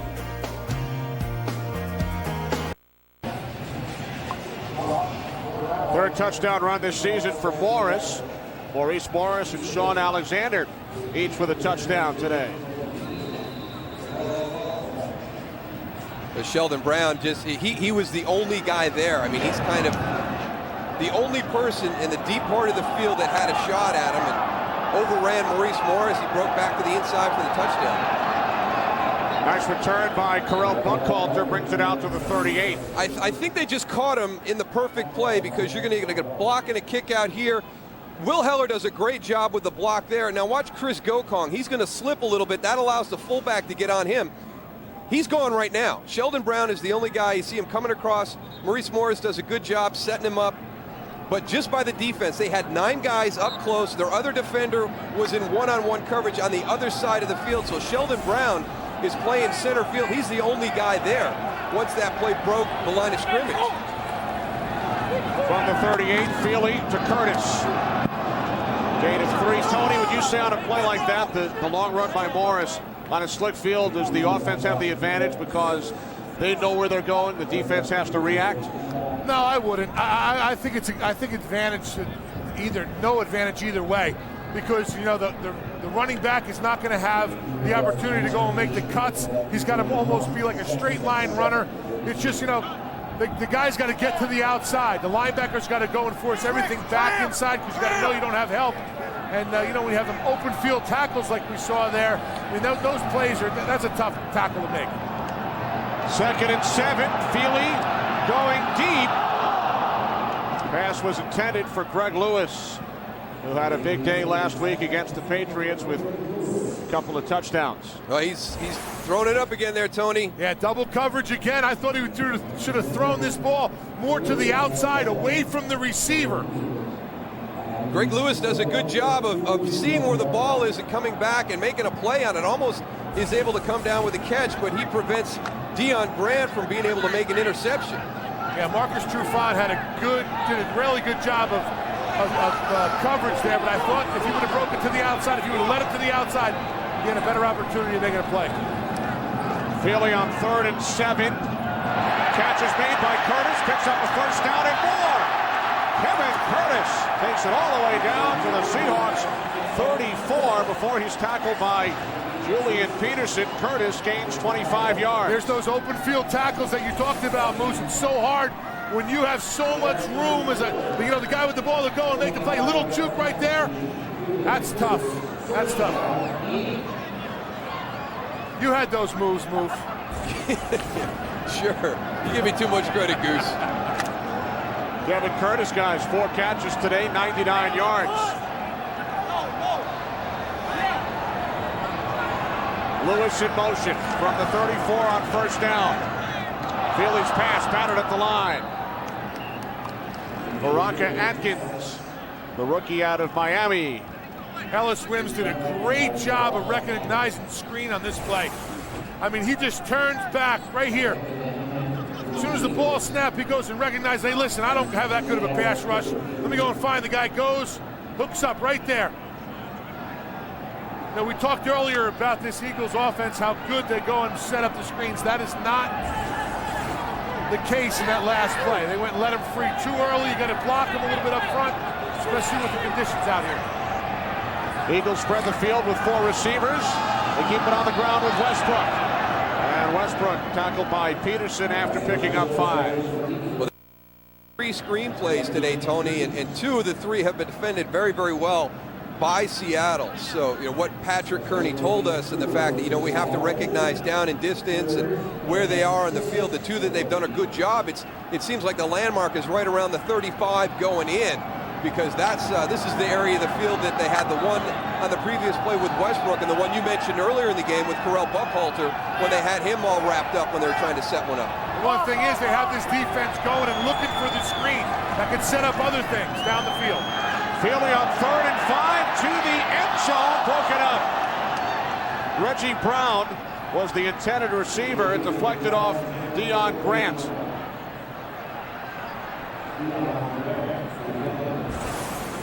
Deion Grant can get his head around and find this ball. He's going to have a chance for an interception. Again, they're going right up the seam. He lives on the edge. We talked about it all day. Double coverage, I think that's what he's looking for. He's looking to see where the safety goes, and that's where he wants to throw it. He wants to make a beautiful catch, or a pass and catch into double coverage. Living on the edge, Moose. A lot of confidence in his guys. Now a 49-yard attempt, David Akers from the right hash. Akers from 49, wide to the right. So the Seahawks, following the missed field goal, will have good field position once again. Seattle leading by 4. You know, you got these rookies all over the place. This is Brandon Bain. Had too many guys on the field. He has to get out. Here he is, 92. You got to hustle, man. You don't want to get caught as a rookie and boom! You know, he probably played baseball back in high school or something, but anything you could do to get off the field. Good job, rookie. Nice job by Brandon. And now Sean Alexander finds a big hole, picks up a first down, taking it out to midfield. Gain of 12. They go right back to that left side behind Walter Jones. But again, a little bit of misdirection. Watch the backfield action. We've talked about these field conditions all day long. Chris Gokong gets caught up in that initial action going the other direction, and then he's walled off, and then also the field conditions. From midfield, Alexander. Another big hole. Keel Spikes drags him down after a gain of 10 and another Seahawks first down. Those are two nice runs by Sean Alexander, and when he's making his initial move, once he gets to the outside, he squares his shoulders and gets north and south. He's not stretching to the sideline. He gets to the outside, he gets around the corner, squares his shoulders, and gets north and south. Yeah, both the corners for the Eagles' defenses are soft. Those defensive ends need to come up the field and initiate or really go and have a solid corner there, so it doesn't go and give him the opportunity to go outside where he wants to go. Alexander again, this time picks up 3. So the Seahawks on the move. They lead by 4. 28-24. We approach 5 minutes remaining, third quarter here in Philadelphia. And one of the things that we talked about earlier in the season, Tony, when we had them against San Francisco, they had San Francisco on the ropes that whole game, but they couldn't deliver a knockout punch. You know, they've got Philadelphia right now, 28-24. They've had a couple of good runs in a row right here. You know, do they have that knockout punch yet? Have they developed that? Hasselbeck's pass intended for the tight end Pollard. Chris Gokong delivered the hit. When you don't have that and you keep teams in the game, anything can happen in the fourth quarter. We've talked about how slippery this field is because of the weather today. It's one slip away from having a big play, and Philadelphia is right back in the game. You know, Seattle, to get into the playoffs and to do some damage and make a push, they've got to develop that mentality to put an opponent away on a game where they've had control of it pretty much the entire day. They've had great plays defensively. They've been taking advantage of it. They've got a shot now to really send a message to Philadelphia. Hasselbeck fires on 3rd and 7, incomplete. Intended for Nate Burleson. He was wrapped up by Sheldon Brown. Yeah, if they kick the field goal, Moose, you're right. It's still a one-possession game. They need to go down there. I mean, this team is good enough. They got good enough protection, offensive line. They got a running game. Matt Hasselbeck has the arm. They need to go. If they want to go and get something done and go on a run to get into the playoffs and do something, they need to go and score 7 points. These threes aren't going to cut it. Well, it would have been about a 55-yard field goal attempt, so instead the Seahawks send out the punter Plockemeyer, punting from midfield, looking to keep it out of the end zone. The fair catch called for at the 18-yard line by Reno Mahe. So the Eagles get the ball back late third quarter, trailing by 4. Well, we were talking about Seattle being able to throw that knockout punch. I mean, here's what's happened today in the game. You know, we've had some long touchdown runs, and with the field being as slick as it is, I mean, Brian Westbrook on the outside, one-on-one, you know, being able to get somebody to move, and all of a sudden a 12, 15-yard play could turn into a 55, 60-yard play. So Seattle, when you get a drive like they had on that last one, and Sean Alexander comes out and rips off a couple of big runs, you've got to build off that momentum. Stay with what's working. Take that ball down the field, punch it in for a touchdown, and get this game to 35-24. Eagles start from their own 19-yard line.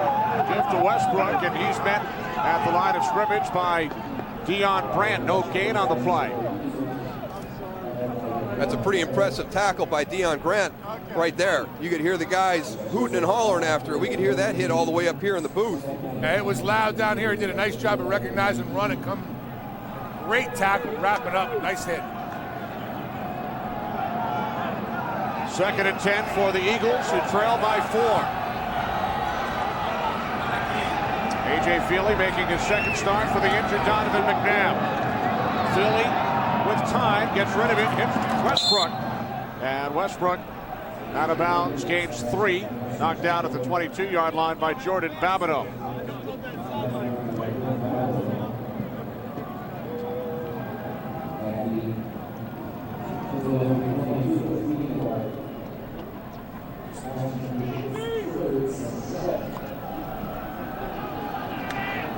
He's got to be freezing right now. That towel on the head's not doing enough.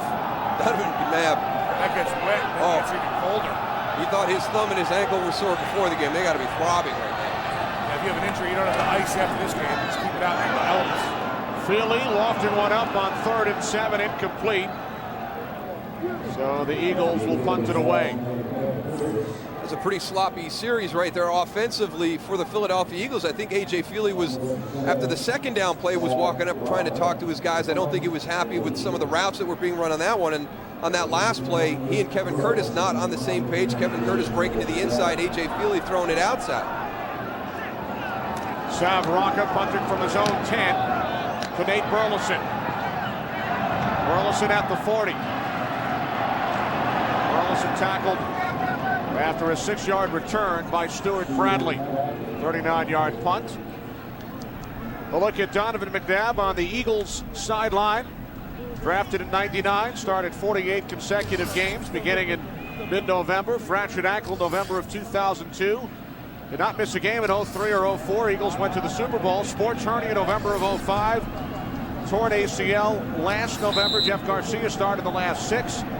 And A.J. Feely making his second straight start today. November has not been a very nice month to Donovan McNabb. You see some of the accomplishments he's had in his career for the Philadelphia Eagles. Hasselbeck off the play fake, going deep. It is intercepted by Sheldon Brown. The pass intended for Deion Brandt. And Sheldon Brown comes up with the interception, his 3rd this season, the 13th of his career. That's how you go up and get a ball, the highest point, right, Moose? Well, he's also probably trying to make amends for that missed tackle earlier on Maurice Morris's long touchdown run. Great position. He's in a trail position. He sees the ball the entire way there and then makes a great play. Just beats Deion Branch to the spot. Now Deion Branch is going to get up. He was kind of mad. He felt there was contact at the end of that throw, but Sheldon Brown has as much right to go get that ball. He was not coming through his back. He didn't hook him and pull him. He was in a great trail position and made a great play on the ball. Only the 7th interception for the Eagles this season. Fewest in the league. It's their second takeaway of this second half. All taken up to the 25-yard line by Brian Westbrook, a gain of 3 yards. And that, to me, is probably one of the biggest reasons that the Eagles sit at 5-6 coming into this game. I mean, over the years, historically, I know they have Donovan McNabb. They've got Brian Westbrook. They had Terrell Owens with them for a while. That's a lot of big-name, marquee offensive players. But the defense, it was the defense that could take balls away, generate field position. You look at the records that they've had and their turnover ratio. This year, they're on -7. I mean, that's unheard of for a team like the Eagles. First down and more. Tight end, rookie out of Cincinnati, Brent Selleck, his 8th catch of the year, and he gains 15 yards. I mean, you look at the correlation between the great seasons that they've had and when they've had the positive turnovers. I mean, they're really, 1999, Andy's first year, they're 5-11, but they're still +7. But this is only the second time that they've had a negative turnover ratio. And look at 2002 at +14. Yeah. Oh, unbelievable. Even today in the turnover takeaway department. Out of bounds, Hank Basket, the intended receiver. 2nd and 10 coming up. Eagles turned the ball over twice in the first quarter. 2 interceptions by Lofa Tupu. And here in the third quarter. Freezing rain Seahawks down here now, guys. It's hitting you like pellets. You see the player, A.J. Feely, on that last little shot there with his eyes squinting. It's coming down pretty hard right now. Sideways almost. All right, Forrest. Tony hanging in there in the end zone. Philly slides at the 43-yard line. Yeah. Philadelphia fans are not going to like that effort. They want a little bit more. Didn't like that slide at all, Moose? Well, you know, if you're going to slide, you got to go at least 5-6 yards before you're allowed to slide. If you're not at 5 or 6 yards, you got to lower your shoulder. Philadelphia is not going to appreciate the 2-yard hook slide. Perhaps Feely can use a lesson in sliding from the National League most valuable player, Jimmy Rollins, who was at the game today. Or maybe Brandon Mebane. There's our guy. Mebane had a nice one. He had a heck of a slide. They're down at 9. Feely out of the shotgun. Intercepted. Throws it right into the hands of Julian Peterson. Now he's got a guy right in his face, but still he should be able to see that receiver is not going to be open. And I think on his follow through with a guy coming right up the middle, you got to see if he bumped his throwing hand on top of that helmet. Here's Patrick Kearney coming right up the middle. He follows through. Yep, right on top of the helmet. Donovan McNabb is not your third quarterback. He's inactive. Kevin Cobb is your only guy. I mean, that is a route that you see over and over from Philadelphia. The inside guy goes deep to clear out everything. The outside guy runs the square in. Julian Peterson drifts right back into the spot, and A.J. Feely throws it right to him. 8th career pick for Peterson. Sean Alexander continues to gain big chunks of yardage here in the second half. Alexander picking up 9 on first down. And don't get away from that. I mean, he had 2 big runs in your last series, but then all of a sudden you got into the passing again. To develop a knockout punch, sometimes it's the mentality.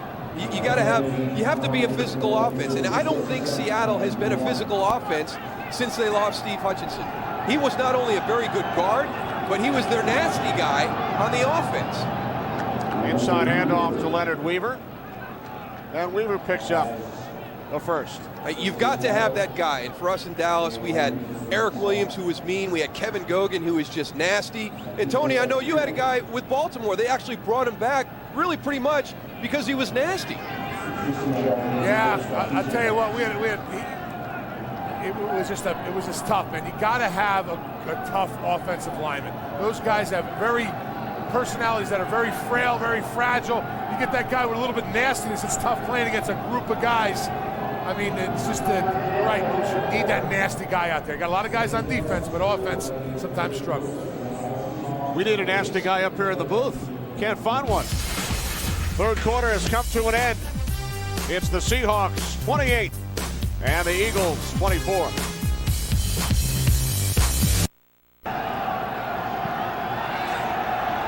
Back in Philadelphia, 33 degrees at kickoff, now 31. We start the fourth quarter. Hasselbeck's pass is high. It's gathered in by Deion Branch for a gain of 5. So the Seahawks begin the fourth quarter with a 28-24 lead on the Eagles. Remember, Philadelphia last Sunday, Daryl, took a lead into the fourth quarter in New England. They hope to come back against Seattle here today. See if they had, well, right now, A.J. Feely, he's been pretty inconsistent this afternoon.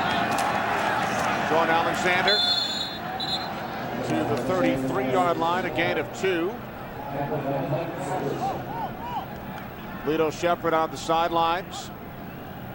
Eagles medical staff working on his leg. He's been replaced by William James.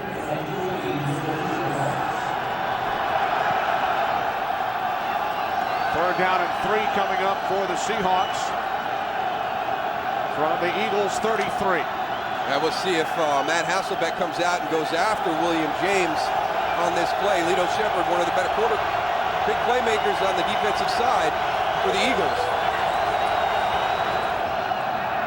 Hasselbeck on 3rd and 3, nearly intercepted by Omar Gaither.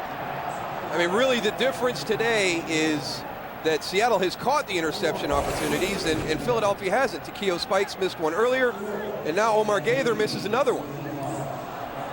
And on 4th down, it looks like the Seahawks will go for it instead of attempting a 50-yard field goal. Yeah, Josh Brown's been in a little bit of a funk right now kicking the football, so I like this decision by Mike Holmgren. You're kind of right on that boundary of a long field goal, or let's just go for it on 4th down. Eagles have not allowed a 4th down conversion this year. They have stopped their opponents all 7 times. Make it 0 for 8. That play was made by Chris Gokong. He didn't get fooled on that bootleg pass. He was right in Matt Hasselbeck's face, forced him to throw that ball early.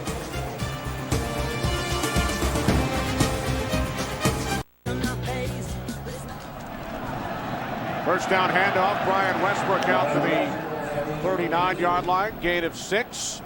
So the Eagles stop the Seahawks on 4th down, and now Philadelphia, with a minute and a half gone by in the 4th quarter, looking to take the lead. They just can't finish these drives at the the end of the 3rd quarter, the start of the 4th quarter. Critical opportunities for this Seahawk team to really kind of send a message. But Philadelphia, you saw their last possessions, they haven't been able to take advantage of the situation either. 2nd and 4, Westbrook stopped about a yard short. Two head coaches very familiar with one another, very friendly. Back in 1982,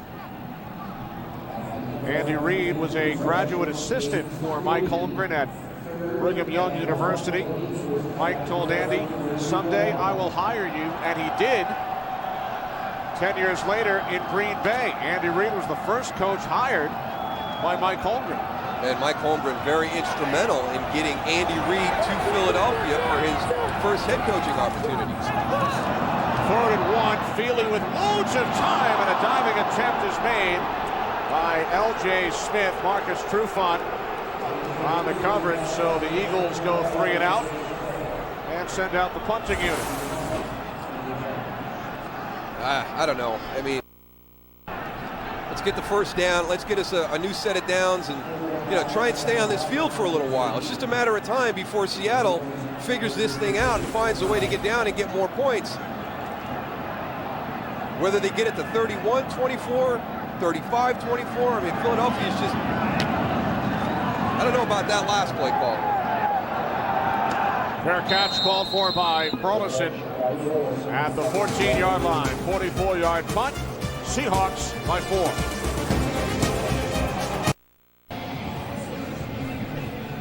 Our Fox football feast will continue. Many of you will see the Giants and the Bears from Soldier Field, or the Buccaneers visiting the Saints, and then the OT presented by Lowe's from Los Angeles, and the OT will be followed by the All-State BCS Selection Show as we look ahead to the first week in January.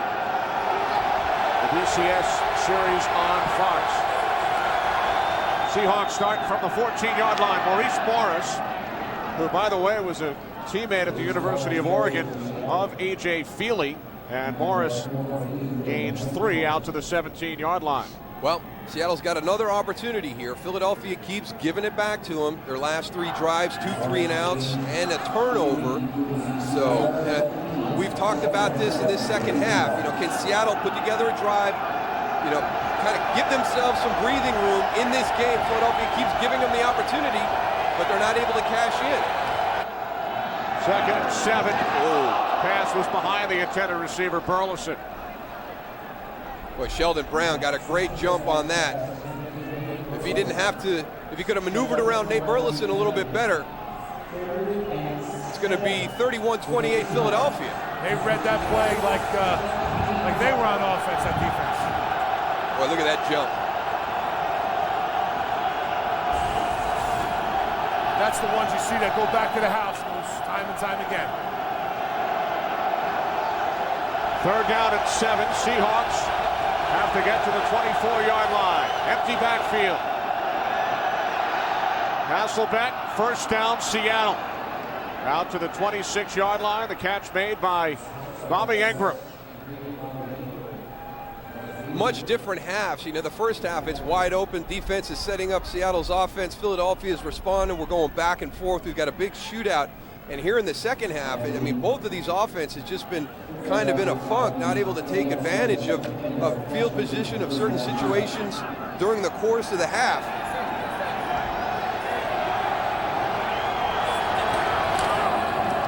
On the 27, Alexander. Alexander picks up 2. Out to the 29-yard line. Trenton Cole made the tackle with under 11 minutes remaining, and the Seahawks leading by 4. Hey, Tony, are you surprised that we're not seeing a little bit more of kind of the approach that Philadelphia had defensively last week against the Patriots? You mean bringing the pressure? Yeah, I mean, Seattle's running a similar style offense. I expected more pressure today. Yeah, you know, we talked about it earlier against the run and the pass. I've seen over the last couple series, they're only rushing 4 guys on definite pass plays. I thought, like right here, we're seeing the guys up in the middle. It would be a good time to bring the pressure, force Matt Hasselbeck into a bad situation. Hasselbeck overthrows Deion Branch. William James on the coverage. You know, they need to go and stick with this pressure. You saw them 2 middle linebackers up on the line of scrimmage right here. Bring them. Bring it. You know, they go and they rush for it. They give Matt time. Matt is known that if he gets pressure in his face, he goes and he gets rid of the ball fast. And that's when you can go and sneak maybe an interception or force him into a bad decision. Right now, giving him a lot of time back there to stand back there, he will pick you apart eventually.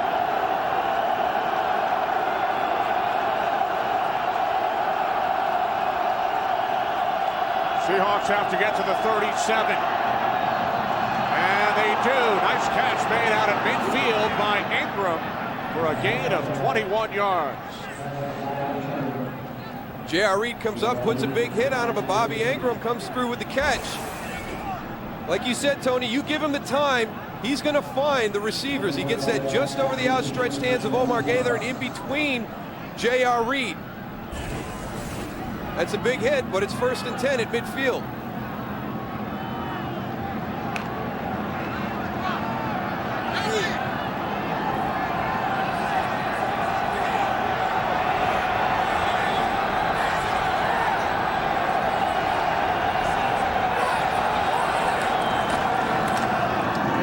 Down Alexander. Penalty marker, a rare penalty flag as Alexander gains 5.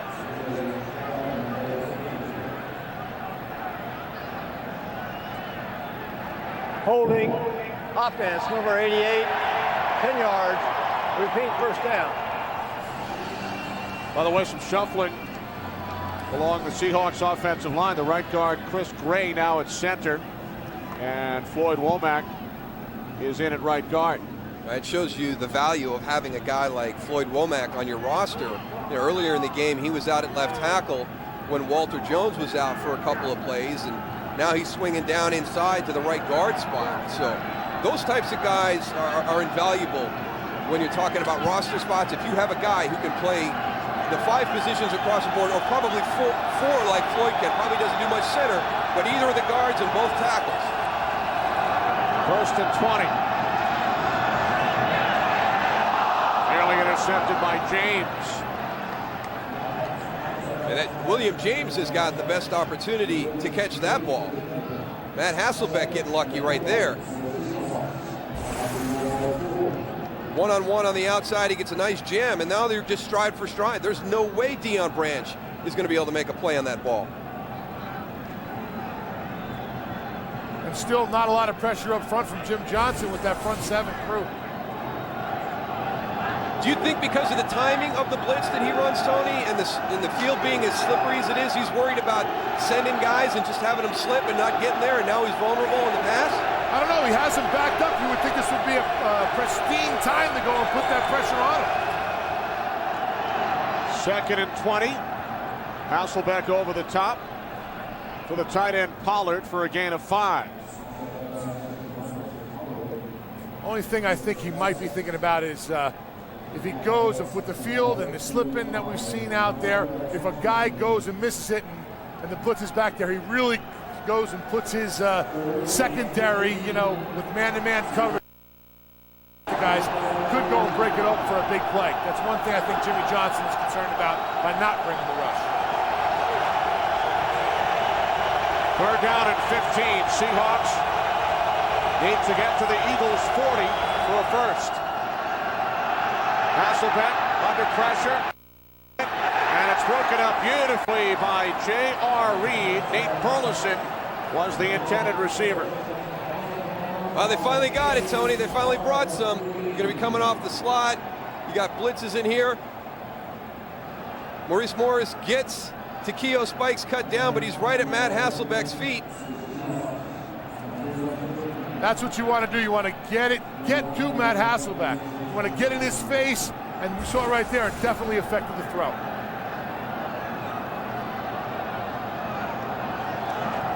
Quackemeyer from his own 35.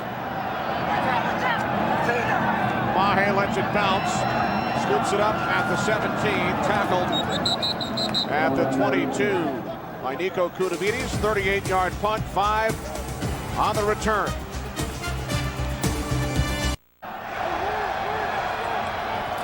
Eagles start from their own 23-yard line. Brian Westbrook.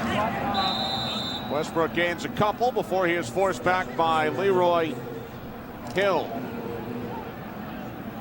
Under 8 minutes remaining, Seahawks leading by 4. Seattle capitalizing following 2 interceptions of A.J. Feely in the first quarter.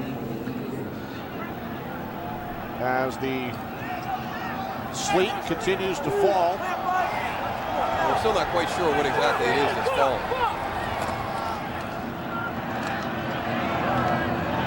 Feely complete. Kevin Curtis, who has eclipsed 100 yards for the 3rd time this season. I was about to say rain, then I thought, well, maybe it's snow, and I figured precipitation. I'd just lump it all together. Yeah. I just saw a snowflake. It's everything. Our chief meteorologist, Tony Siragusa, thank you, down on the field today, braving the elements. 3rd down and 4. Eagles have to get to the 33. Feely backpedaling, gets rid of it, and the pass is short. It was intended for L.J. Smith. Craig Terrell was the initial rusher that got pressure, gets up inside, gets right around A.J. Feely's feet, forces him back a little bit. He's not going to be able to step into any type of throw. But Philadelphia's offense has just been anemic this quarter. Eagles for the 4th time in the second half. Daryl go 3 and out. Rocca punting from his own 18. Punt takes an Eagles bounce and will finally come to a halt at the 20-yard line. In the playoffs, if he doesn't make that catch, does that staff stay together? Because after that game, that's kind of when everybody went their separate ways, and you made me think a little bit as to what would have happened, and that game turned out a different way. Sean Alexander up the middle for 6. That final result altered the lives of many coaches around the National Football League. Holmgren winds up in Seattle. Andy Reid here in Philadelphia. They signed their contracts 2 days apart in January of '99. Nugget. Thanks, Tony. You got them all, Kenny, I'll tell you. Unbelievable. 2nd down and 4.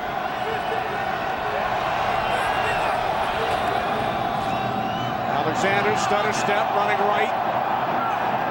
And is tackled about a yard shy of our yellow line, which of course is unofficial. The tackle by Jaquay Thomas. Well, they've got an opportunity right now for one of their Achilles heels. Let's see if Seattle can convert in a 3rd and 2 or less situation, get the first down, get a new set of downs, and continue to move the football. You want to see Leonard Weaver get the ball, don't you, Moose? Well, we just had a bunch of wide receivers and the pass-catching running back come in, so that ain't gonna happen. I think again at a 3rd and 1.5, Well, I don't know. We got a fullback in there. It is Weaver who scored the game-winning touchdown last week. But instead of Weaver, it's Morris, and he is stopped short.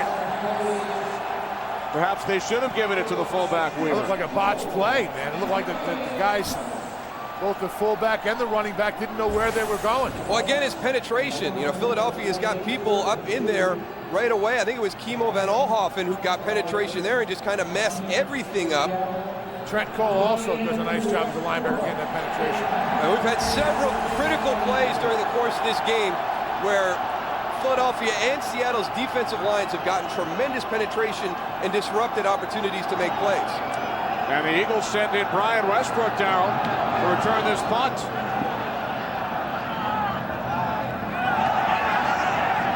He will not have the opportunity. Eagles will start from their own 39-yard line. Good field position for Philadelphia. Only a 32-yard punt by Plackemeyer, but they keep it out of the hands of Westbrook.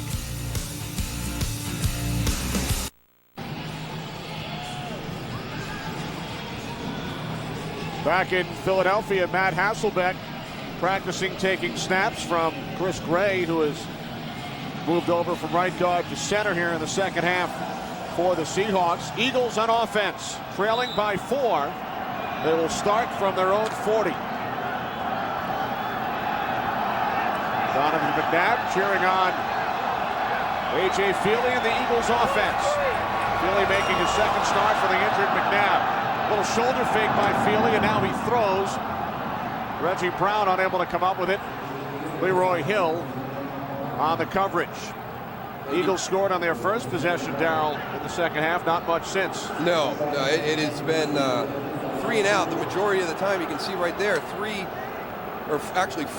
of the possessions, 3 downs and out. And, you know, with this game hanging in the balance, you know, after a first half that was kind of wide open and big plays, you know, everything has slowed down here in this second half. And Philadelphia has just been providing St. Louis with opportunity after opportunity to kind of put this game away. The slant is caught by Curtis up at the 48. Gain of 8. The interception's a factor early. Feely's been intercepted now, Daryl, 6 times in 2 starts. McNabb in 10 starts, only threw 6 interceptions. Well, last week against New England, it was more, you know, mechanical, you know, aspects of his throwing that got him into trouble. Today it's just been decisions. You know, he's been throwing into coverage, trying to make the big play when it's not there. Feely rolling right on 3rd and 2. He slips, gets back up, picks up a first down, slides to the Seahawks 47, and then celebrates. Well, it's been a long time since something positive has happened for this group on offense for the Eagles. But it's a good decision. He comes out, he slips, you know, doesn't panic, gets up, takes a look down the field, sees an opportunity to get a new set of downs by just running. They're not in any rush either to get out of the huddle. I mean, the clock is ticking, and this looks like it could be the last series for this offense to go and try and score. 3 minutes remaining. Eagles trail the Seahawks by 4. Feely to the outside, pass short, intended for Kevin Curtis. We just want to remind your audience the game 2 of our Fox NFL Sunday doubleheader comes up next. Most of you will see the Giants against Devin Hester and the Bears in a game that suddenly has big NFC playoff implications. Back to frigid Philly and Kenny Moose and Goose. We just want you guys to know we feel your pain out here in LA. It was so cold we had to wear long sleeves to the studio today. Yeah, way to rub it in, Kurt. Cool. It's not that bad in the booth. Sorry, Tony. The weather's so bad, them guys on the panel there that you sit with, all their hair might even get bad. The screen to Westbrook, and he's forced out of bounds. No gain at the 48-yard line. What do you think, Tony? This is going to be the snap of the game here. You mentioned that there hasn't been a big sense of urgency to get up to the line, so we sit at 2:45, 3rd and a little bit more than 10 yards. If they don't convert, I mean, you thinking it's 4-down territory? Well, they got to go. They have 2 downs. I guess that's how they have to look at it. Well, they got 2 downs to go and get a first down because you know, the clock ticking and the run game that Seattle has, I'm sure they can get a first down and run this clock out. 3rd and 10. Feely from the shotgun. Complete to Westbrook. And Westbrook is tackled by Trufant at the 44. So it's 4th down and 6. Nice job by Marcus Trufant. He's out in the flat all by himself with Brian Westbrook, one of the most dangerous guys in the open field. But he uses the sideline to his advantage. You know, stay on the inside leverage, and use that sideline as another defender, and makes a good tackle on Brian Westbrook out in the open field. Eagles going for it. 2:10 remaining. 4th down and 6. Eagles have to get to the 38.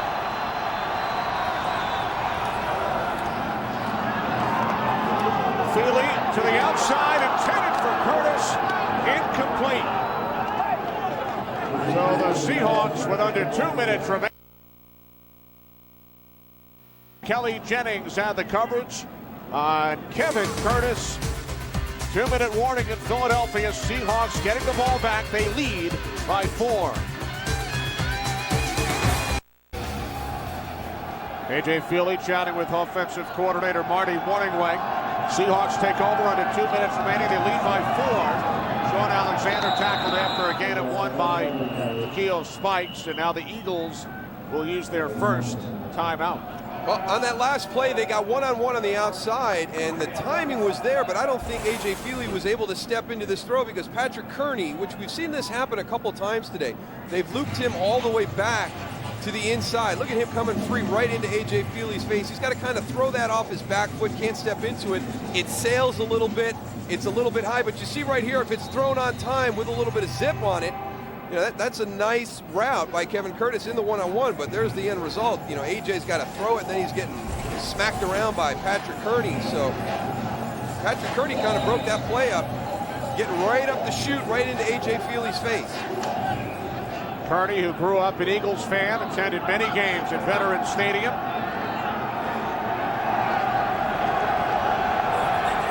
Second down at 9.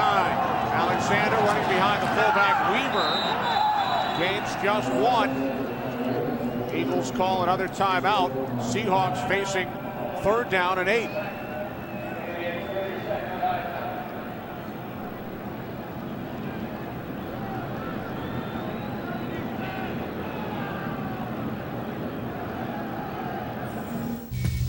Well, tonight at 9, 8 Central, catch up with Peter Griffin and the comedy stylings of Family Guy. That's tonight at 9, 8 Central. Part of the wildest shows on earth, right here only on Fox. Viewer discretion is advised.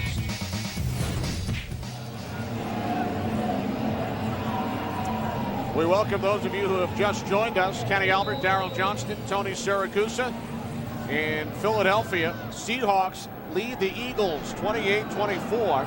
A minute 45 remaining. Eagles have 1 timeout. They hope to get the ball back. Seahawks 3rd down and 8 from their own 46. They have to get to the Eagles 46. Sean Alexander. Don't go out of bounds. Alexander tackled at the 48. So the Seahawks forced a punt. Eagles use their last timeout. Stop the clock with a minute 38 remaining, but they will get the football back. First quarter, A.J. Feely intercepted twice by Lofa to Tupu. Both picks led to Seattle touchdowns.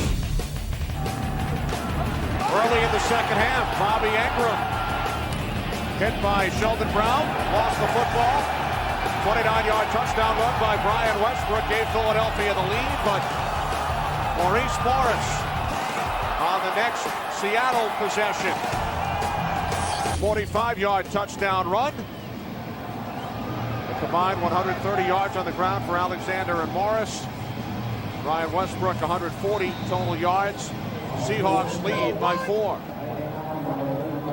Well, right now they got Brian Westbrook back in there to return the punt to help get some good field position. But at this point right now, he's about 37 yards from the line of scrimmage. Brian Plackemeier has been having a tough day. I mean, for him to get that ball, he's averaging just over 30 yards.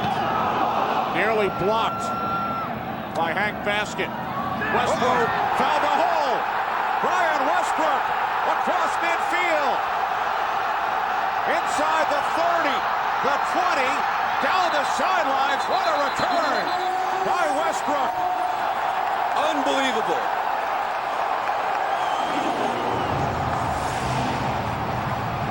I mean, you got to love the effort by Hank Baskett. I love when teams set up return but send one guy to go after the punter. So there goes Hank Baskett. He almost gets there and does a great job of avoiding the kicker. But watch Brian Westbrook. I mean, you've got everybody on the return team at one level. They're all in their lanes, but they're on one level. And as soon as Brian Westbrook goes through there, he busts it for 64 yards.